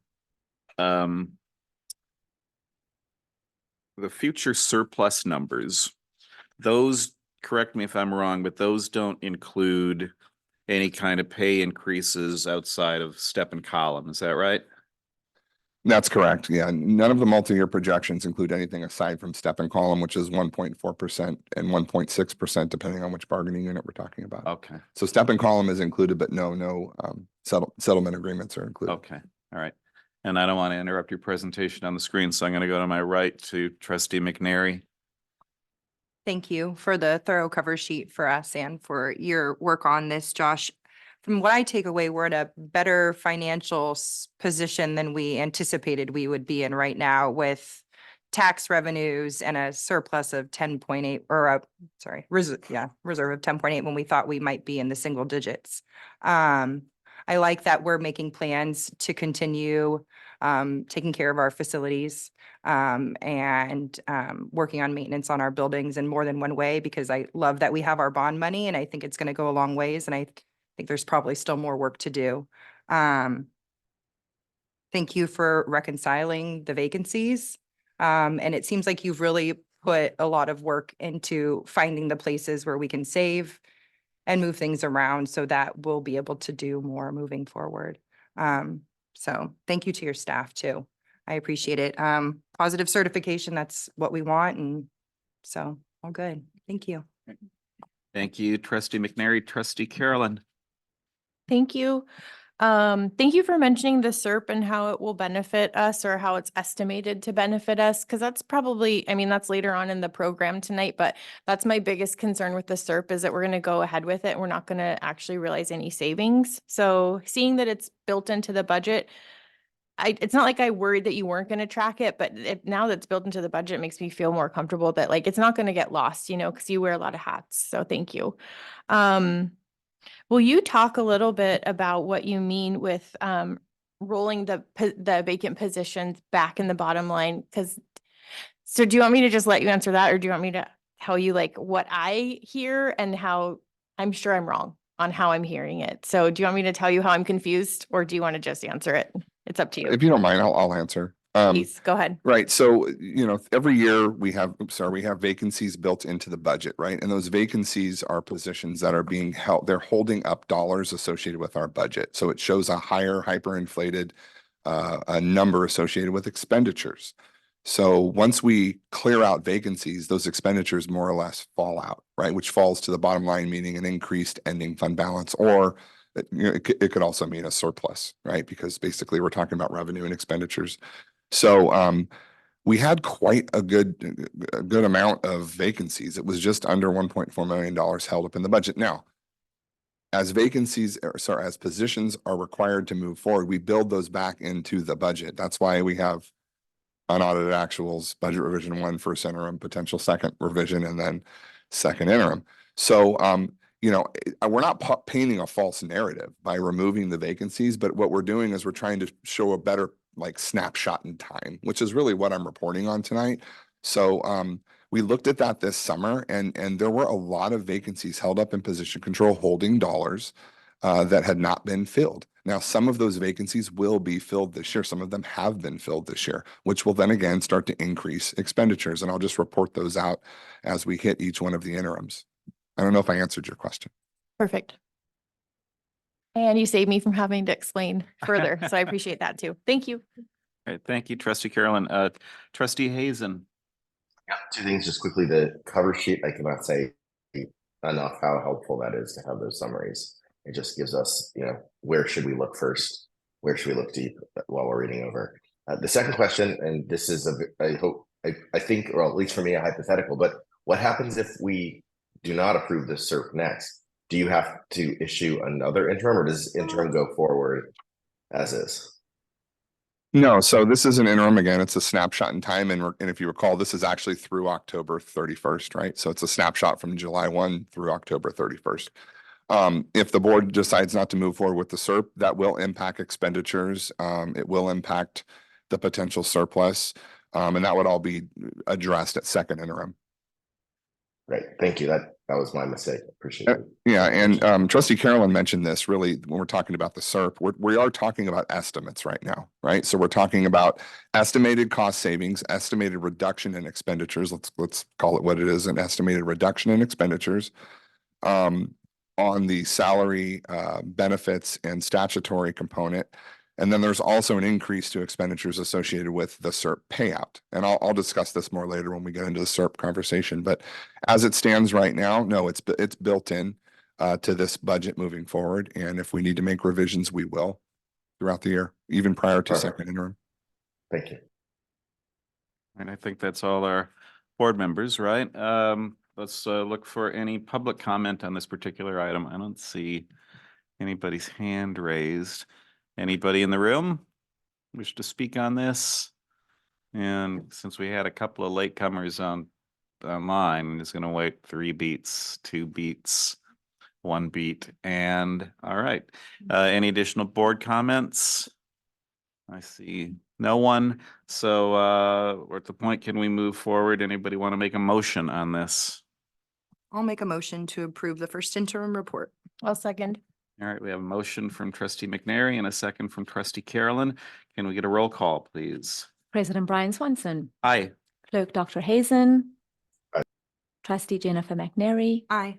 Trustee Laura Otmar is absent, and Trustee Carolyn Swanson. Aye. Terrific, great. Passes unanimously. Thank you so much, Josh. Great, thorough report. Moving on to item D, Supplemental Employee Retirement Program Final Approval, or SERP. Thank you, President Brian. Yeah, so this is our third time, I believe, bringing this to the board now for final approval. So I'll just go through the cover sheet here really quickly because there's a few things that are really important to note. The SERP is a unique plan offered by Keenan. There are other entities that offer a SERP. Keenan has been the most successful at SERP implementation within our county and within the state of California. And the SERP stands for Supplemental Employee Retirement Program. For those that are unaware, online, what a SERP is essentially the district is offering an incentive to some of our cherished staff who've been with the district for a very long time to move into retirement. And of course, that helps benefit the district in the ongoing expenditures, as I mentioned, doing the first interim reporting. So, somebody retires, you can replace that position with a lower pay position. Of course, if you're 30+ years in a district, you've put your time in and you've moved all the way over in step and column if you're talking about teachers, or all the way to the far right if you're talking about our classified staff. So it gives the district an opportunity to fill those positions at a lower rate to generate cost savings.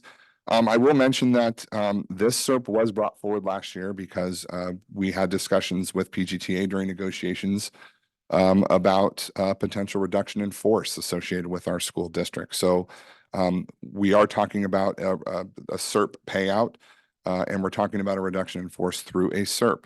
I want to be clear about that tonight. I think it's really important. And our bargaining unit we've been clear with them since last year when we discussed this, actually when it was talked about during negotiations.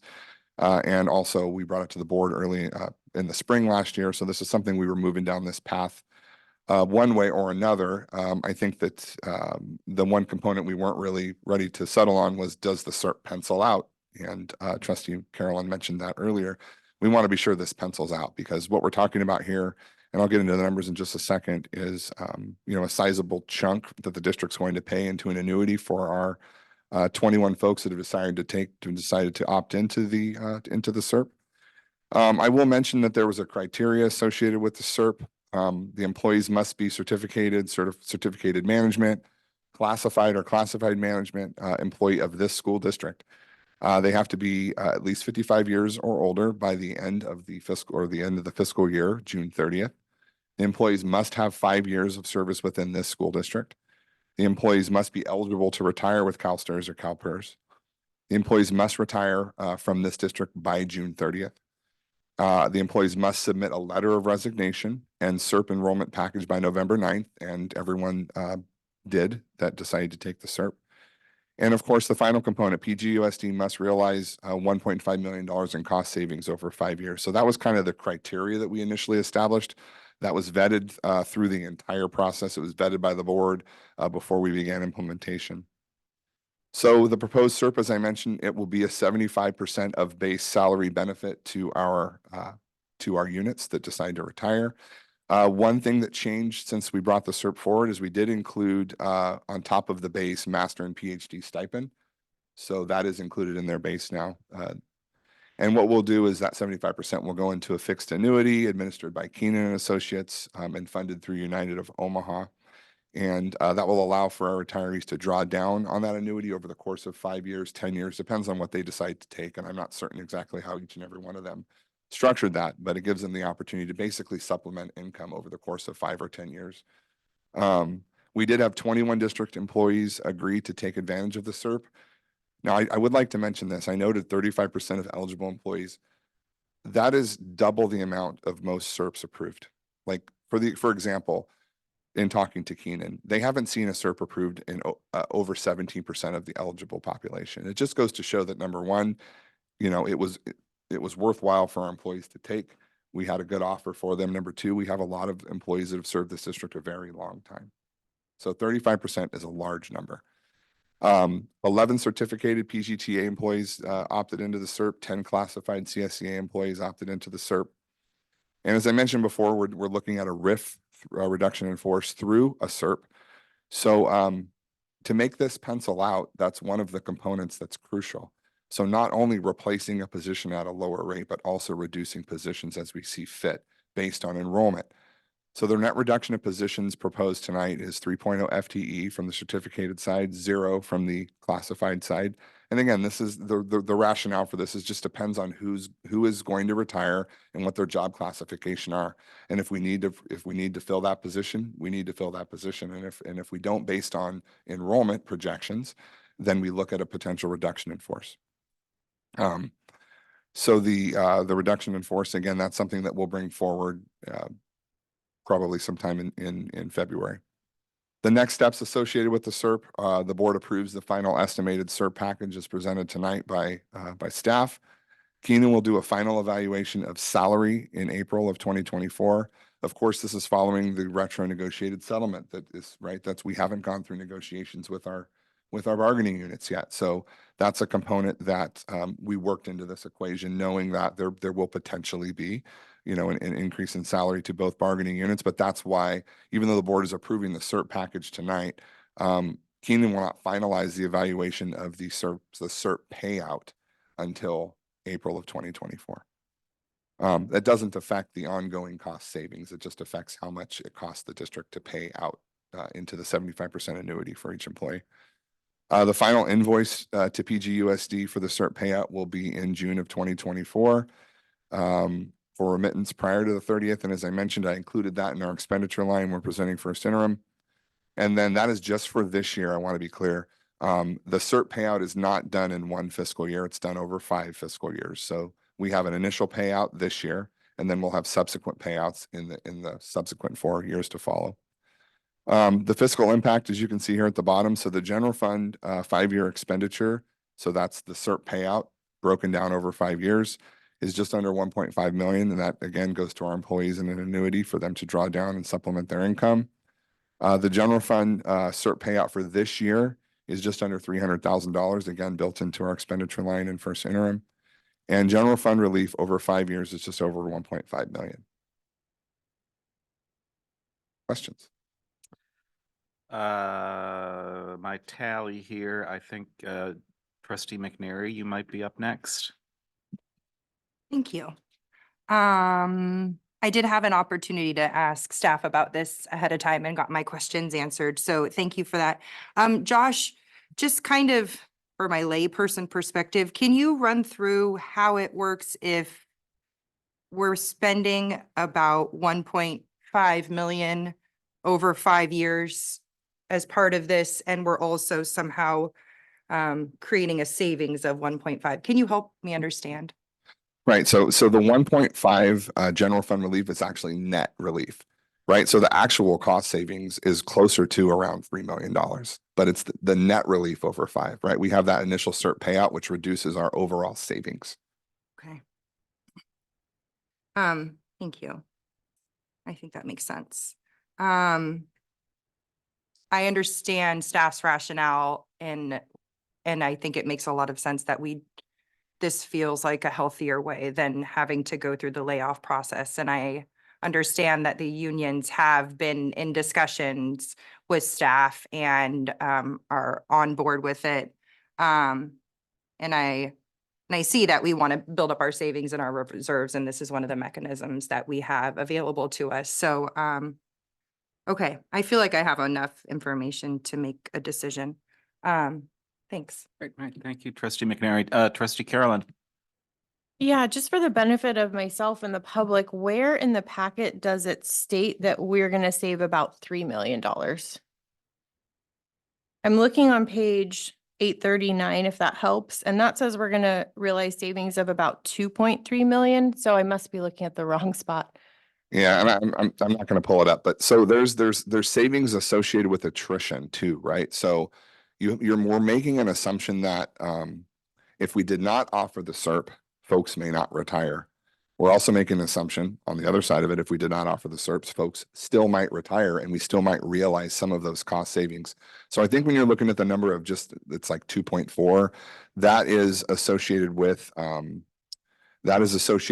if these employees, if the 21 employees taking the CERP were to retire on their own, those are the realized cost savings versus if they were to stay within the district. I'm sure I probably didn't explain that in the best way possible. I just want there to be something in writing that says, we're going to save roughly 3 million, and so a payout of roughly 1.5 million makes sense and hits our eligibility requirement that we all agreed to. Yep. Is there anything? So there is in the packet, and I just need to pull it up here, but I think I can give you an example too, which is important to note It's that. okay, I don't even, yeah. I just want it in writing. Okay. You don't have to. Okay. Maybe by the time Elliot answers, you'll have found it. I don't know. Yeah, when we finalize this in April, we will bring all the numbers back to the board as well. I mean, we're still approving the CERP to move forward because we have to move through the process of the reduction in force positions associated with the CERP. Yeah. But once we have our final numbers from Keenan in April, that will give us the realization of actual cost savings. Realistically, though, if we wait until April and then, you know, it will have come to the board 4 times, perhaps negotiations will have taken place and people agree to it. The ship has sailed, you know, there's not really a way for in my opinion, I mean, as I feel as a personal board member, once we've seen something a couple times and we've said, yeah, let's explore it, we kind of get to the point where it would be, almost inappropriate for us to say no then when we're at that point. So I guess I'm hoping for something tonight in writing so I can feel comfortable moving forward with it. Thank you. Thank you, Trustee Carolyn. Trustee Hazen.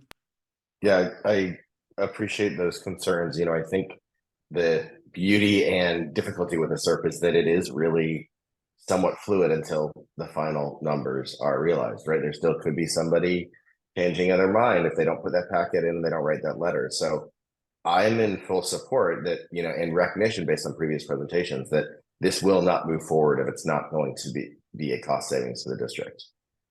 That's my understanding as it was presented previously, and my understanding from this. If anything changes and it's not a cost savings, it will not be moving forward. So I support moving to the next step based on what was presented.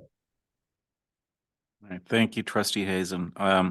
I'll echo what has been said and just support of it, because again, we're not done with this. We still have there's a lot that still needs to be done and people can change their minds. And I think one of the assumptions that this makes too is that, all right, so we're ideally we've got 21 people taking this early retirement, which to note as well, over the years, I mean, over my 8 years, we've tried this or a variation on this to get some people to take early retire, year after year after year, and we've never been able to get there. It finally feels like we're going to get there, but we still have to get there. It assumes also, though, that as some of these, we are going to have to be hiring new people that we're hiring in the lower pay scales as well. Is that right?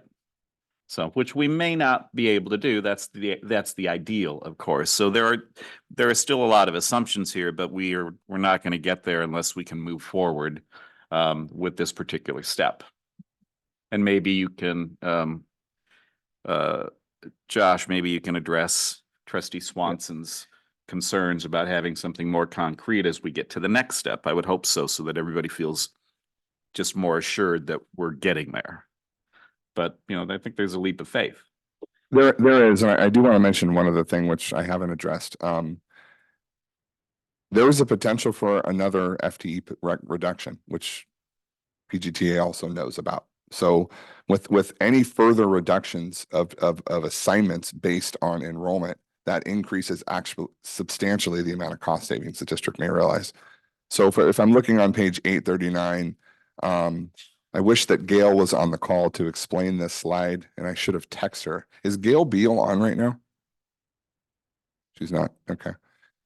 Because we do show a net cost savings of 1,527,629, and she's better at explaining this slide than I am, because there's also, if you look up on the top line there, we're looking at certificated and classified employees. On the certificated side, it's 1.65 million. On the classified side, there's no savings associated because of the replacement. But you're right, the 2,288,343, I think, is the number that Trustee Carolyn was referencing. But yeah, the total cumulative net cost savings is 1.57629. So I wish Gail was on the phone call for that tonight. She was supposed to be, and I do apologize for that. But again, this is kind of our baseline right now, is what we're looking at. So when we talked to PGTA, we told them minimum of a reduction of 3. Right? There still may be potential for more. All of this is associated with an enrollment. I did all of the enrollment projections, presented those to PGTA as well, showing what our class sizes look like, showing grade levels and so forth. And there is potential moving forward for another reduction. But again, we're looking at this through the reduction in force process, which will hyperinflate the cost savings if we realize an additional FTE.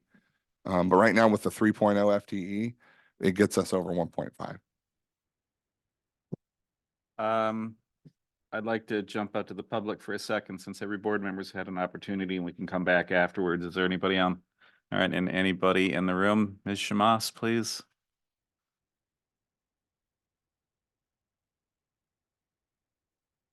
Oh, and before, just one note here.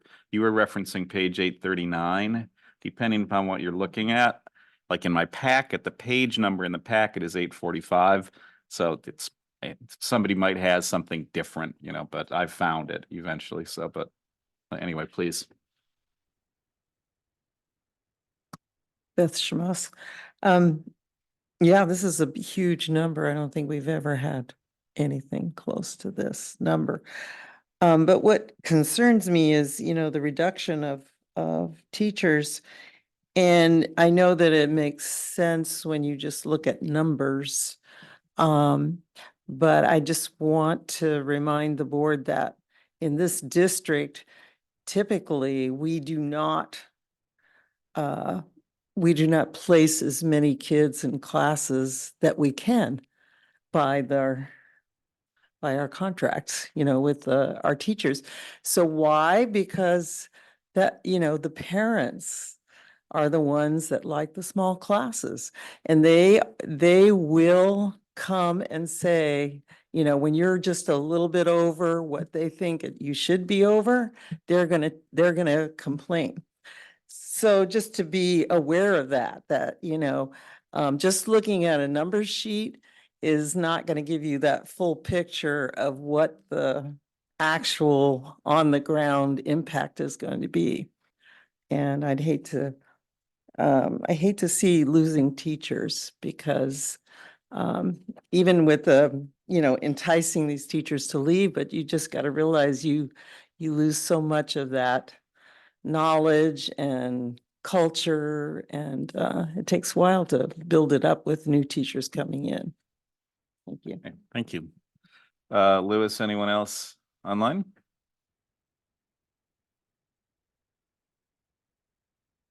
Oh, okay. Ask the question. Yeah, by all means, please. Gail, if you're on the call right now, can you unmute? There you go. Good So evening. Gail, there was a question from one of the trustees that relates to it. It's 8:45 in the packet, but it's basically the summative breakdown of it is the very first sheet that you sent me, the 3 certificated non-reelect versus the classified all replaced. And there was a question as it relates to total actual cost savings of 2,288,343 versus the net cumulative savings of 1,527,629. Can you speak to the difference between those two numbers? Okay, hold on. Sorry to throw you on the spot. No, that's okay. Which page are you looking at? I'm sorry. Yeah, it's the very first page. Okay, got it. Yep. Got it. Okay, so what we take a look at is the total savings with the plan. That includes, for instance, the certificated group. The total actual savings is 2.2,062,000. We subtract from that the savings without a plan, so the normal attrition. So what the savings would have been with 2 people going without a plan, we subtract that from the total savings to get the net savings. So your total actual savings is really your payroll savings, but your realized savings in terms of paying for the plan, that type of thing is a little over 1.6 million. Does that answer your question?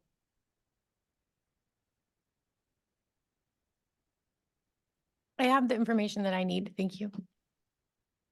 You're welcome. Okay, thank you for that. Lewis, anybody else pop online? We have no one. Anyone in the room? Any additional comment in the room? Board members, are we okay? I'm okay.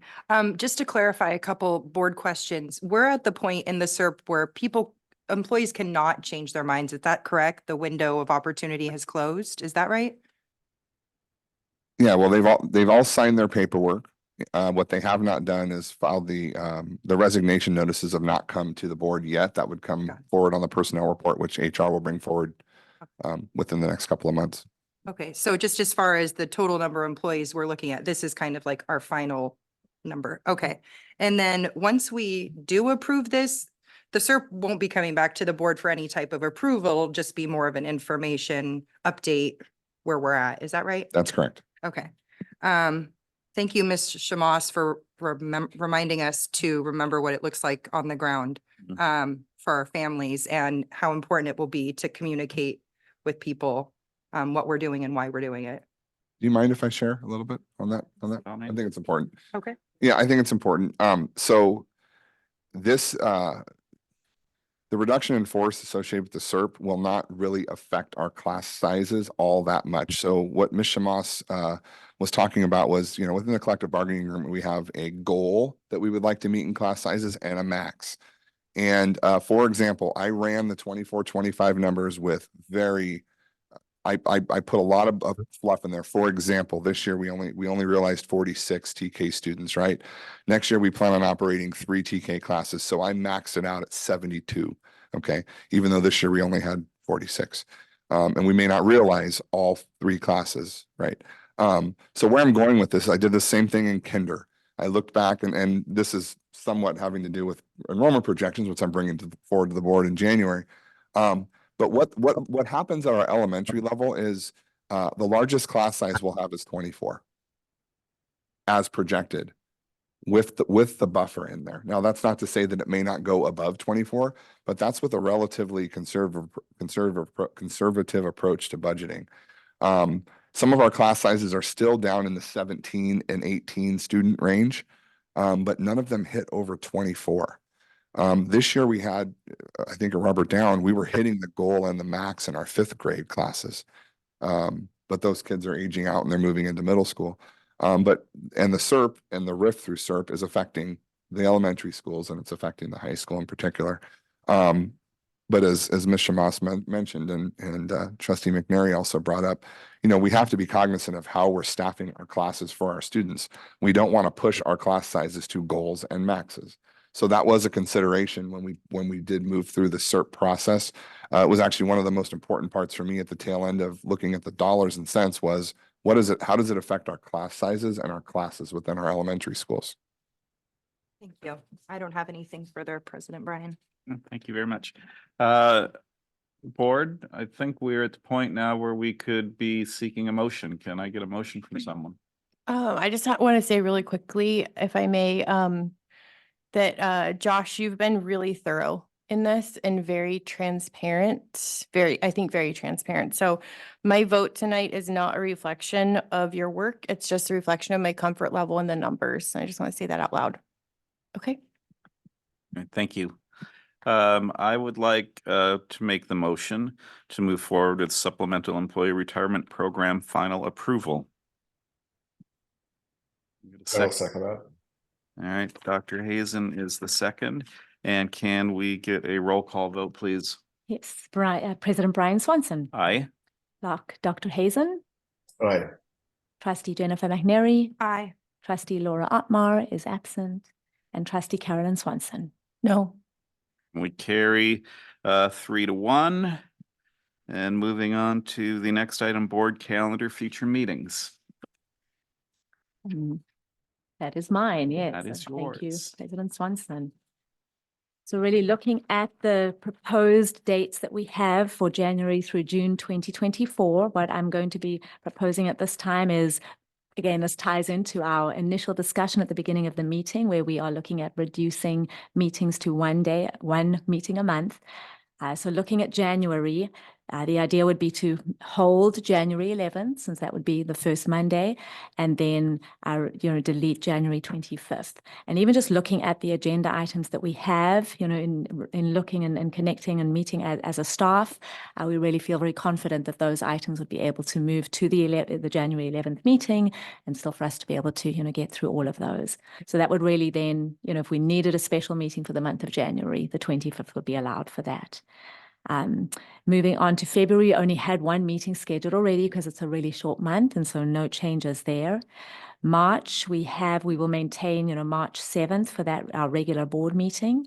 For March 21st, we had it as a regular board meeting, but really had listed our board goals study session. And I'm going to propose at this point that we leave that as is, but really with the goal that we're not going to put any other items on that agenda to really keep and allow us to really truly dedicate it to the goals, and sort of it could be a combination of a governance session there as well. This would be my proposal there. All right, looking at April, really we would, I'm proposing to keep the regular board meeting at April 4th and then remove the April 18th meeting. And again, just looking at those items we have for April, it's very doable being able to move those to the 4th. And then really May, as I already said, we're going to want to keep both meetings for sure. And then, June, we only had one meeting scheduled in any case. And so no additional changes there. So really at this point, what we're looking at is the removal of 2 meetings, based on what we have planned for the next 6 months. But again, I think even there, it's going to give us a really good idea of, how we can get business done, during those months. And then as I'll be bringing forward in February or March, looking at the meetings for July through December, I think we'll have a little bit more information at that point as we're looking at that calendar to make some decisions. So that's my proposal. Okay. See where we are here. Let's go to Trustee Carolyn first, please. Yeah, I'm fine with that. I just want to make sure kind of linking back to our earlier discussion, I feel like we had the policy item on the agenda tonight, which is kind of like, to me, the first read. So if we are going to go forward, which it sounded like earlier we are, I would like to see the policy coming back on the next agenda. That would be the second read. It would be on consent as an action item, but just, clarifying what we're doing here tonight so that our policy reflects our changes on our calendar. And I'm fine with the changes that you proposed. All right, trustee Dr. Hazen. Agreed. Also fine with the changes proposed. Thank you for doing that. I was wondering when I read it if the changes were going to be made at this meeting, so I appreciate them being made on the fly like that. Thank you, trustee McNary. Nope, I'm fine with the changes. Thank you. Right. I have one question.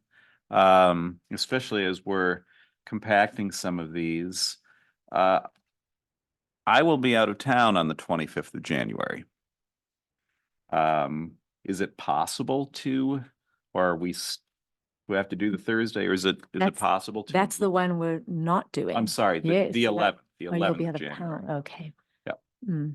I can do it remotely. Okay. And in some ways it's easier. It's like I'll be in New York and I'll be in a Right. hotel room in New York. It'll be a little weird, but I can do it. If it's easier for everybody to do it that way. Right, we have some items on the 11th that really need to be taken care of, at that particular meeting. And so Yep. that was one of the reasons we went with it versus the 25th. So if we could do it remotely, Brian, that would be great. I can, yeah, that's no, that's fine. I'll just be in New York.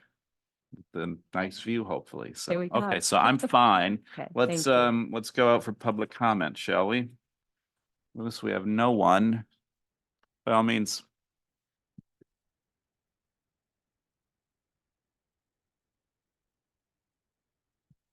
Good evening, members of the board. Josh. Oh, Jorn. My name is Mel Mason. I'm with the NAACP. Obviously, been here a few times. I'm really happy to see the lineup that's going to happen on the at the January board meeting. That means that the cultural proficiency plan, as well as the other items related to cultural proficiency, is going to be on the agenda that night. And I think we had talked earlier, Dr. Adamson, at the cultural proficiency meeting,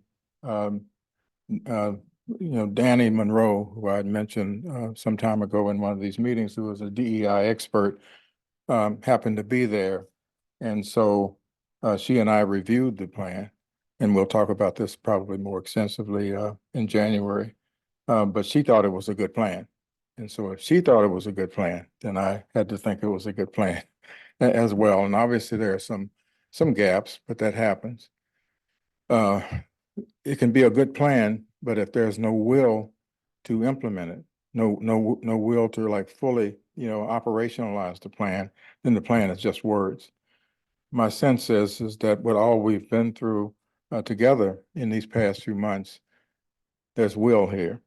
And I think that can happen. And we're certainly here, myself, and then my president, Mr. Tarver, is here, and our branch of the NAACP is certainly here to help make that happen. And one of the things that I did want to raise, though, and I'll raise this again, is around contracting with community organizations that are basically trained to do certain specific things, certain important things. Racialized trauma, I want to mention that. It requires a different type of training.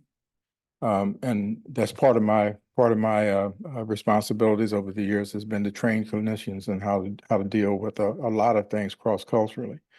But racialized trauma, and I know that they're in this plan. I believe there's something about about programs and services that hopefully could happen on campus.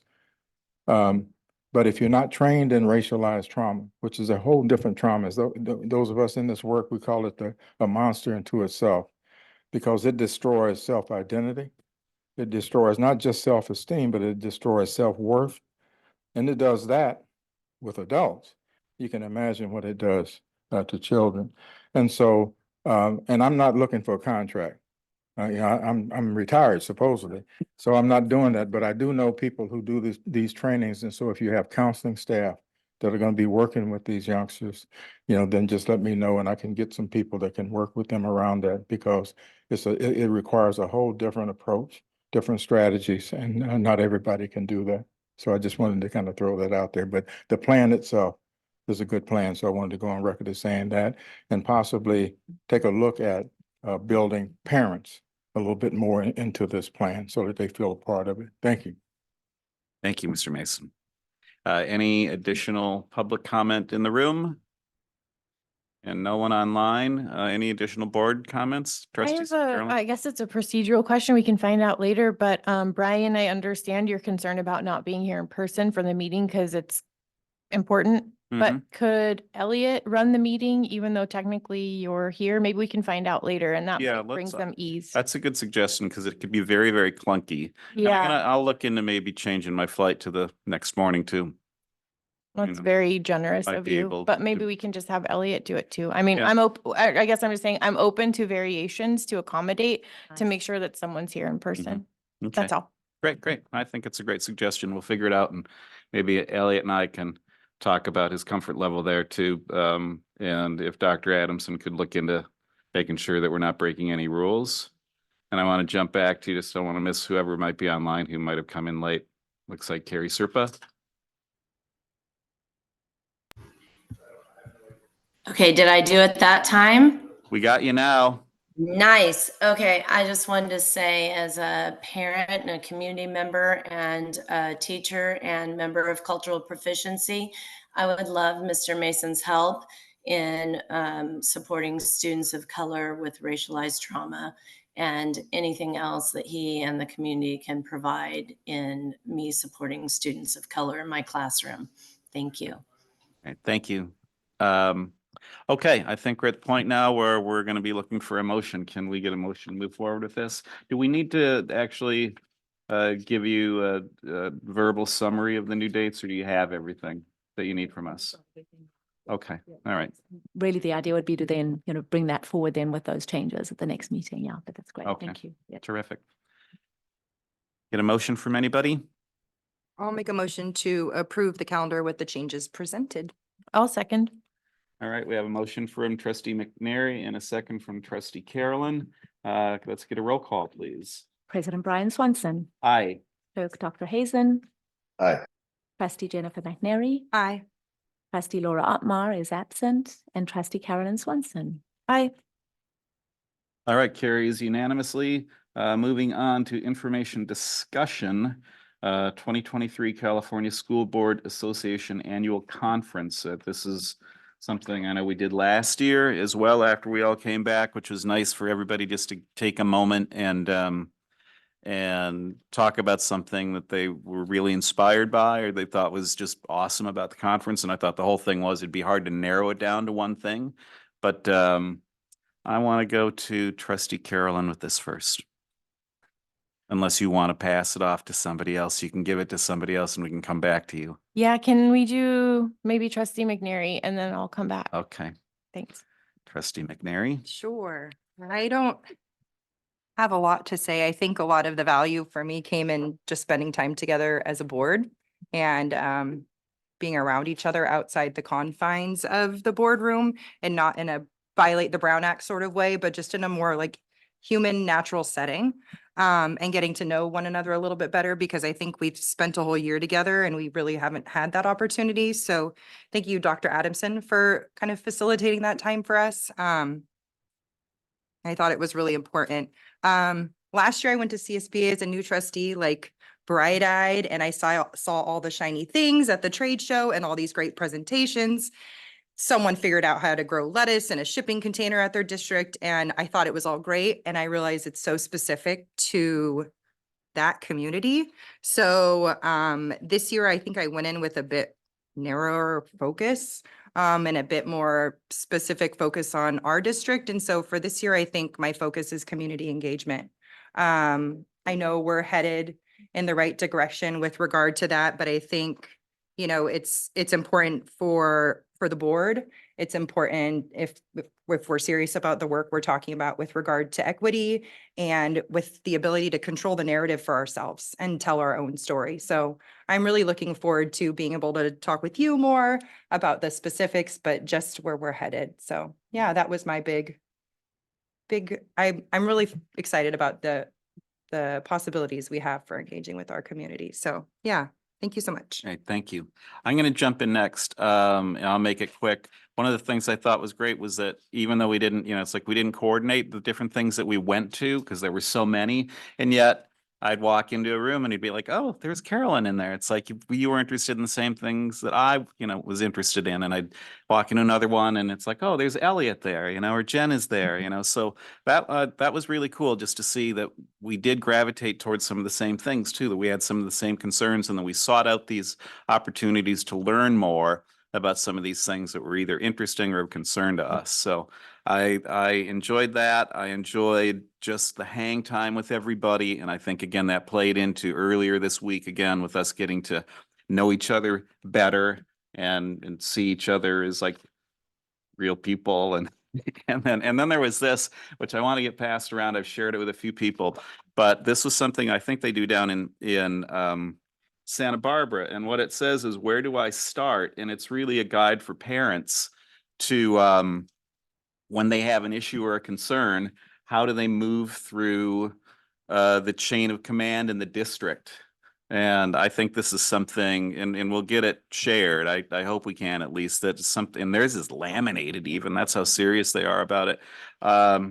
But that it just helps a parent look at this and go, "Oh, all right, so this makes sense." And I start here, and you start with your teacher. And if if you don't get results there, then you move on up to the assistant principal or the principal. And it gives them a guide that I think in some ways is obvious, but it's not in the heat of the moment when you're upset and your kid comes home and something went wrong. So, they should probably, every parent should probably have something like this on their refrigerator. So that's it for that. Let's move on to Dr. Hazen. Yes, I like the way Trustee McNary organized, so I will do something similar. Just say, the area that I really kind of honed in on was the students and how better to engage with the students in our district. There was a session on getting the voice of a student representative on the board. For example, I learned that I didn't realize we are supposed to be asking for their vote as an informational vote before we go around the board and vote. So we have their preferential vote that allows us to inform our opinion. Love the idea of giving them that additional, kind of role in the process. And another suggestion that came up was some districts had a board rep meeting with a mentor to go over the packet before each board meeting. So again, if we have a 800 and something page packet, maybe the student would be able to figure out what are the pages to kind of focus on. And knowing that students are busy and we don't want to necessarily add more to that, but maybe, we could, moving forward, make sure that someone from the board is available to work with them if they needed, so they could ask those questions about the packet before coming together. The other thing I'll just say, I did attend, and I think a few of us might have, an enlightening session on governing in stressful times. And without going into all the details, it just really highlights how much it made me happy and proud to be here in Pacific Grove, where we have such an involved community interested in the quality of the schools and students, and whether it's families or even people realizing that their house values are tied to the kind of the quality of PGUSD. So I'm happy to talk about that one at a later time, but it's very concerning, some of the things that are going on, I would say, to other schools around California. And I'm, again, very happy that that's not our district. Great. Thank you, Trustee Dr. Hazen. Trustee Carolyn. Thank you, Brian. Yeah, I definitely, this conference is so interesting. I do value it. It's like 1,000 or 1,100 school districts. They all come together at once. And this year was in San Francisco. And just as a side note, even the hotel we stayed in, the owners of it donate money to public schools and believe in literature. So I felt like, I don't know, Linda, if you somehow coordinated that, but I feel like I should give you credit for like having the theme throughout the trip. It was just kind of felt meant to be. So you get the credit for that. Yeah, not to compare us to other districts, because I do think that comparison is like the thief of joy, as they say, but it was nice to feel not alone in some areas and then really feel like we shine in so many.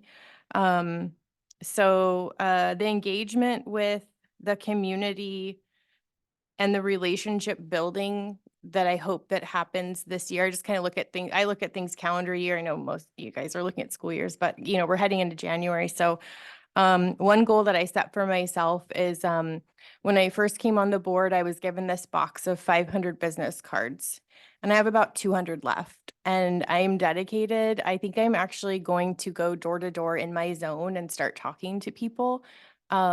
Now that we're going to reduce some of the meetings, that was a ton of my time as president. About 20 hours a week I spent working on board meeting stuff and prep. So I'm going to start knocking on people's door with my business cards. We got to hear from Tony Thurmond, the superintendent for the state of California for schools. It was incredible. The speakers there are always really valuable. So far, there hasn't been a dud, in my opinion. So some of the breakout sessions I went to, one of them was preventing superintendent turnover with healthy board relationships. And, you know, the board, the community, the tax dollars, we invested so much in the superintendent search, so much time, resources. We asked the community to come and contribute. And I just want to do everything that I individually and hopefully as a team can possibly do to keep Linda until she retires. That's my goal, honestly. So that was something that I went to. I think I saw Brian at that one. I went to an incredible communications-based seminar, and it was with one of our, I think like one of our statewide stars, Jessica Hull in communication, and her partner Trinette were the a business partner were presenting, and that was phenomenal. I just wrote so many notes for that. I went to a breakout session on school complaints. You know, we get so many complaints in a variety of things. Like one of our complaints I always think of as like textbooks, toilets, and teachers. Like we have a complaint for if you're upset about textbooks, toilets, or teachers. There's so many different complaints that are fascinating to me. And I really, I value parents and community members knowing how to use the established system that we have to air their concerns. I'm actually not afraid of complaints. I feel like our democracy is beautiful. We have a way to peacefully resolve conflict. And if I can learn more about where to guide people for complaints, of course, after they follow the chain of command, we're going to do entire district, maybe even beyond a service to just focus on resolving things in a peaceful way that respects public education and the continuation of public education. We heard Sal Khan of the Khan Academy talk. That was pretty cool. Definitely talked about AI. He asked the entire group, like, how many people think AI is going to be positive for education? And a lot of people raised their hands. And then he said, how do you think that AI is going to be positive for society as a whole? And in my opinion, like from what I saw, many fewer people raise their hands. So I just thought that was kind of interesting that a majority of us feel like this is going to be great for education, but we're also like, what's going to happen as a society? So kudos to CSBA for putting it on. I didn't feel sold to. You know, sometimes you go to conferences and you're like, shoot, this is not a good use of money. I felt like the public money that we used was valuable. And so with that, I look forward to keeping my notes. And when we have our goals session, bringing ideas for goals for this next year to that meeting based on my CSBA and other experiences. So thank you. Terrific. Thank you very much. And I think we got to everybody. This being information discussion, do we go out for public comment on this? We do. Okay. So, Louis, do we have anybody online? We have nobody online. Anybody in the room that's interested in commenting on this particular item? Trustee Carolyn, I'm glad you mentioned so many other things too, because Sal Khan was incredible. And talk about like a no BS guy. He got up and he was just on topic, and he cranked through it in what he had to say in about 30 minutes, maybe 40 minutes. And there was no filler in there at all. And he's a brilliant person. When you think about what that guy has done, when I think about his impact on my kids with Khan Academy, it was really revolutionary. So, and what he was showing too with AI and the ability to tutor people and kind of move that bell curve.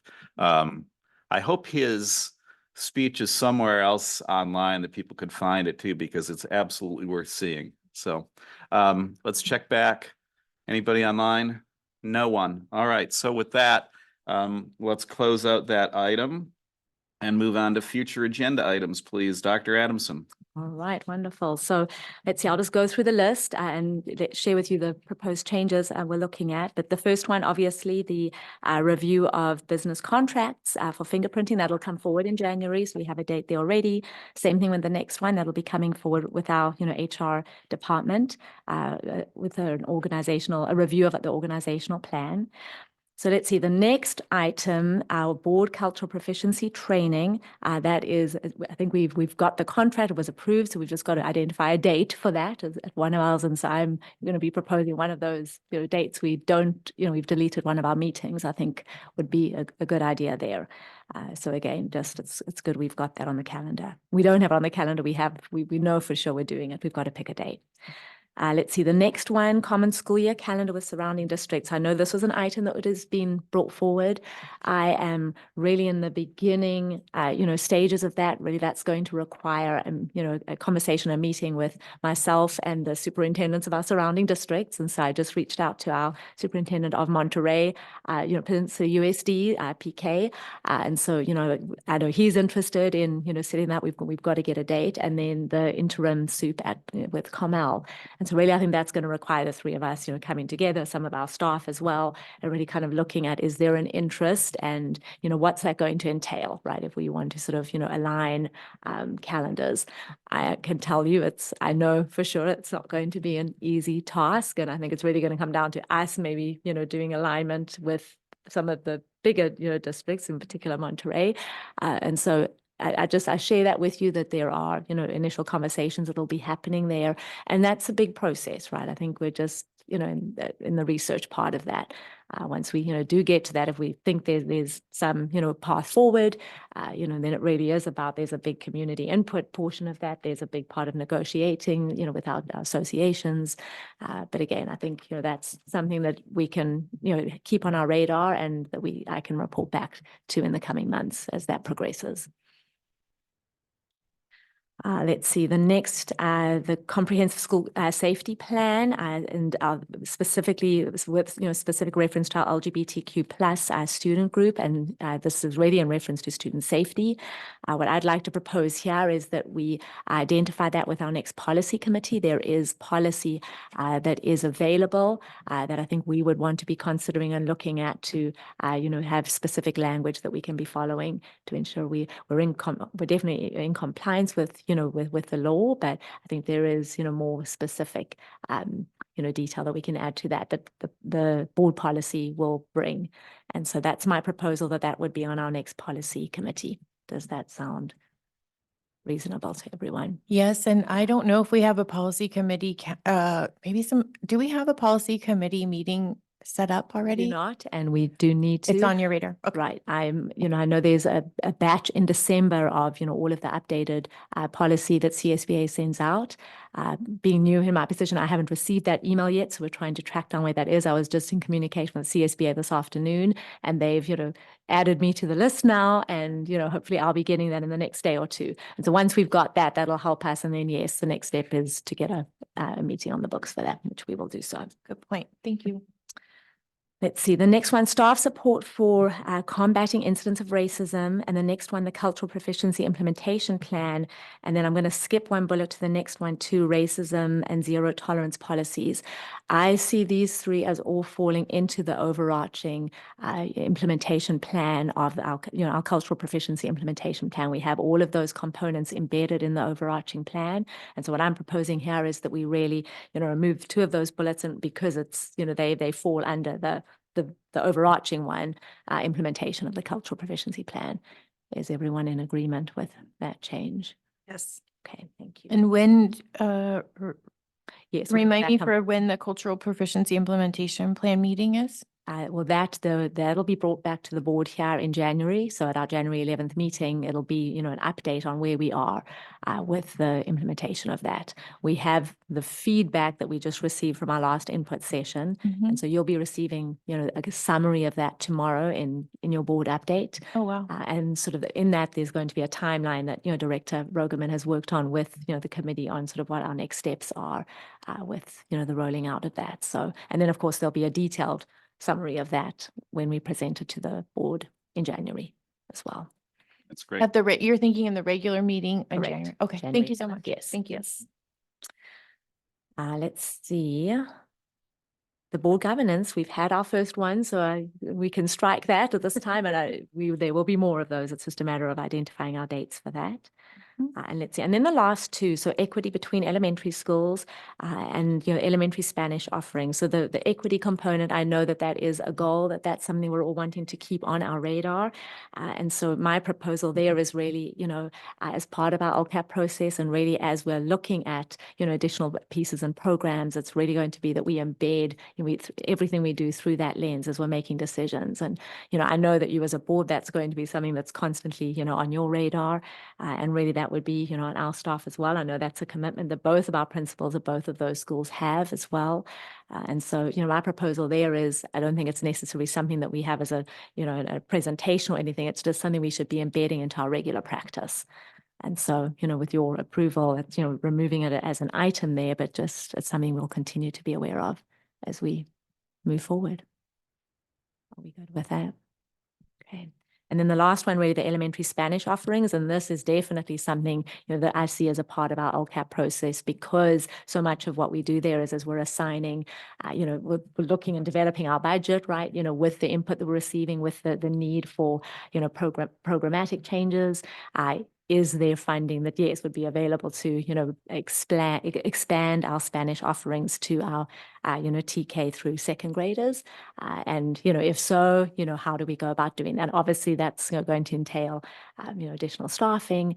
But again, I think that's going to be a bigger part of, the overarching plan as we're prioritizing, what those needs are. So there, I think it would just be a matter of documenting it in the LCAP process. And that way we can, see if we can move forward on that as well. So are you in approval of those changes? Any questions or comments or concerns? Terrific. And let's go to the board. Trustee McNary, any future agenda items that you've got your mind on?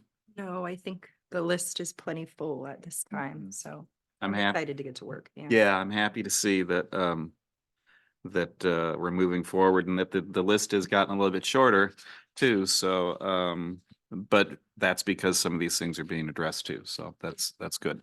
I was Trustee, gonna say, thank you for tying things to policy and figuring out what's related and what should be in the LCAP, and kind of always tying something back to goals or a document or where we're supposed to be. It's really valuable to hear it for us over and over again. So thank you for that, but nothing substantive. Yeah. all right, thank you. Trustee Carolyn? Nothing at this time. Thank you. Trustee Hazen? Nothing to add, but I'll echo Trustee McNary's comments. Let's go out for public comment. I'm going to go to the audience first and see if anybody has anything to say on this, and I see no one. And Elliot, looks like nobody. So again, this was a discussion item, right? So is there nothing else that we need to do here? So at this point, we can move on to closed session. And I think I gavel out, but first I have to talk about briefly what we're going to do in there. So it'll be discussions about negotiations, collective bargaining session with PGTA for 23-24. Same negotiations, collective bargaining for CSEA 23-24. Third item, public employee discipline, dismissal, release, complaint, leaves, government code 54957, subdivision B. And then public employee employment, after school coordinator. Any public comment in the room on our upcoming closed session items? And I see nobody online. So we are going to adjourn to closed session by all means, and we will come back and report out, but who knows when that might be. I hope everybody has a really fabulous holiday. We'll be back on January 11th. Thank you so much. Nice. Before we go into reporting back from what we did in closed session, I'm going to make a motion to actually extend this meeting to 10:20. So we did not do that beforehand. We're going to do it after the fact. Can I get a second? Second without a mic. All right. Motion Brian Swanson, seconded by Trustee McNary. And we have to do a roll call vote because Trustee Carolyn, Trustee McNary, Trustee Swanson, aye. The motion passes unanimously. And now moving on to report out what happened in closed session on item 1, negotiations with collective bargaining, PGTA for 23-24. No information to report back. Same with number 2, negotiations, collective bargaining with CSEA for 23-24. We had 2 items on number 3, public employee discipline, dismissal, release, complaint, and leaves. The first item was considered, the board considered on behalf of the curriculum that was presented and the complaint made against Assistant Superintendent Jorn and has denied the appeal. The decision was unanimous, 4-0, with 1 trustee being absent. The second item, the board took action announcing the vote of, and we need to announce the vote of each member? No. Okay. The board took action on that particular item to deny the request for a 1-year unpaid leave of absence from an employee. And then the last item, number 4, public employee appointment, employment and after-school coordinator, direction or information was received and direction was given. And that is all that happened in closed session. So for anybody that's still online, or for all of us people that are in the room, have a happy holiday, and we're going to close this meeting. Thank you so much.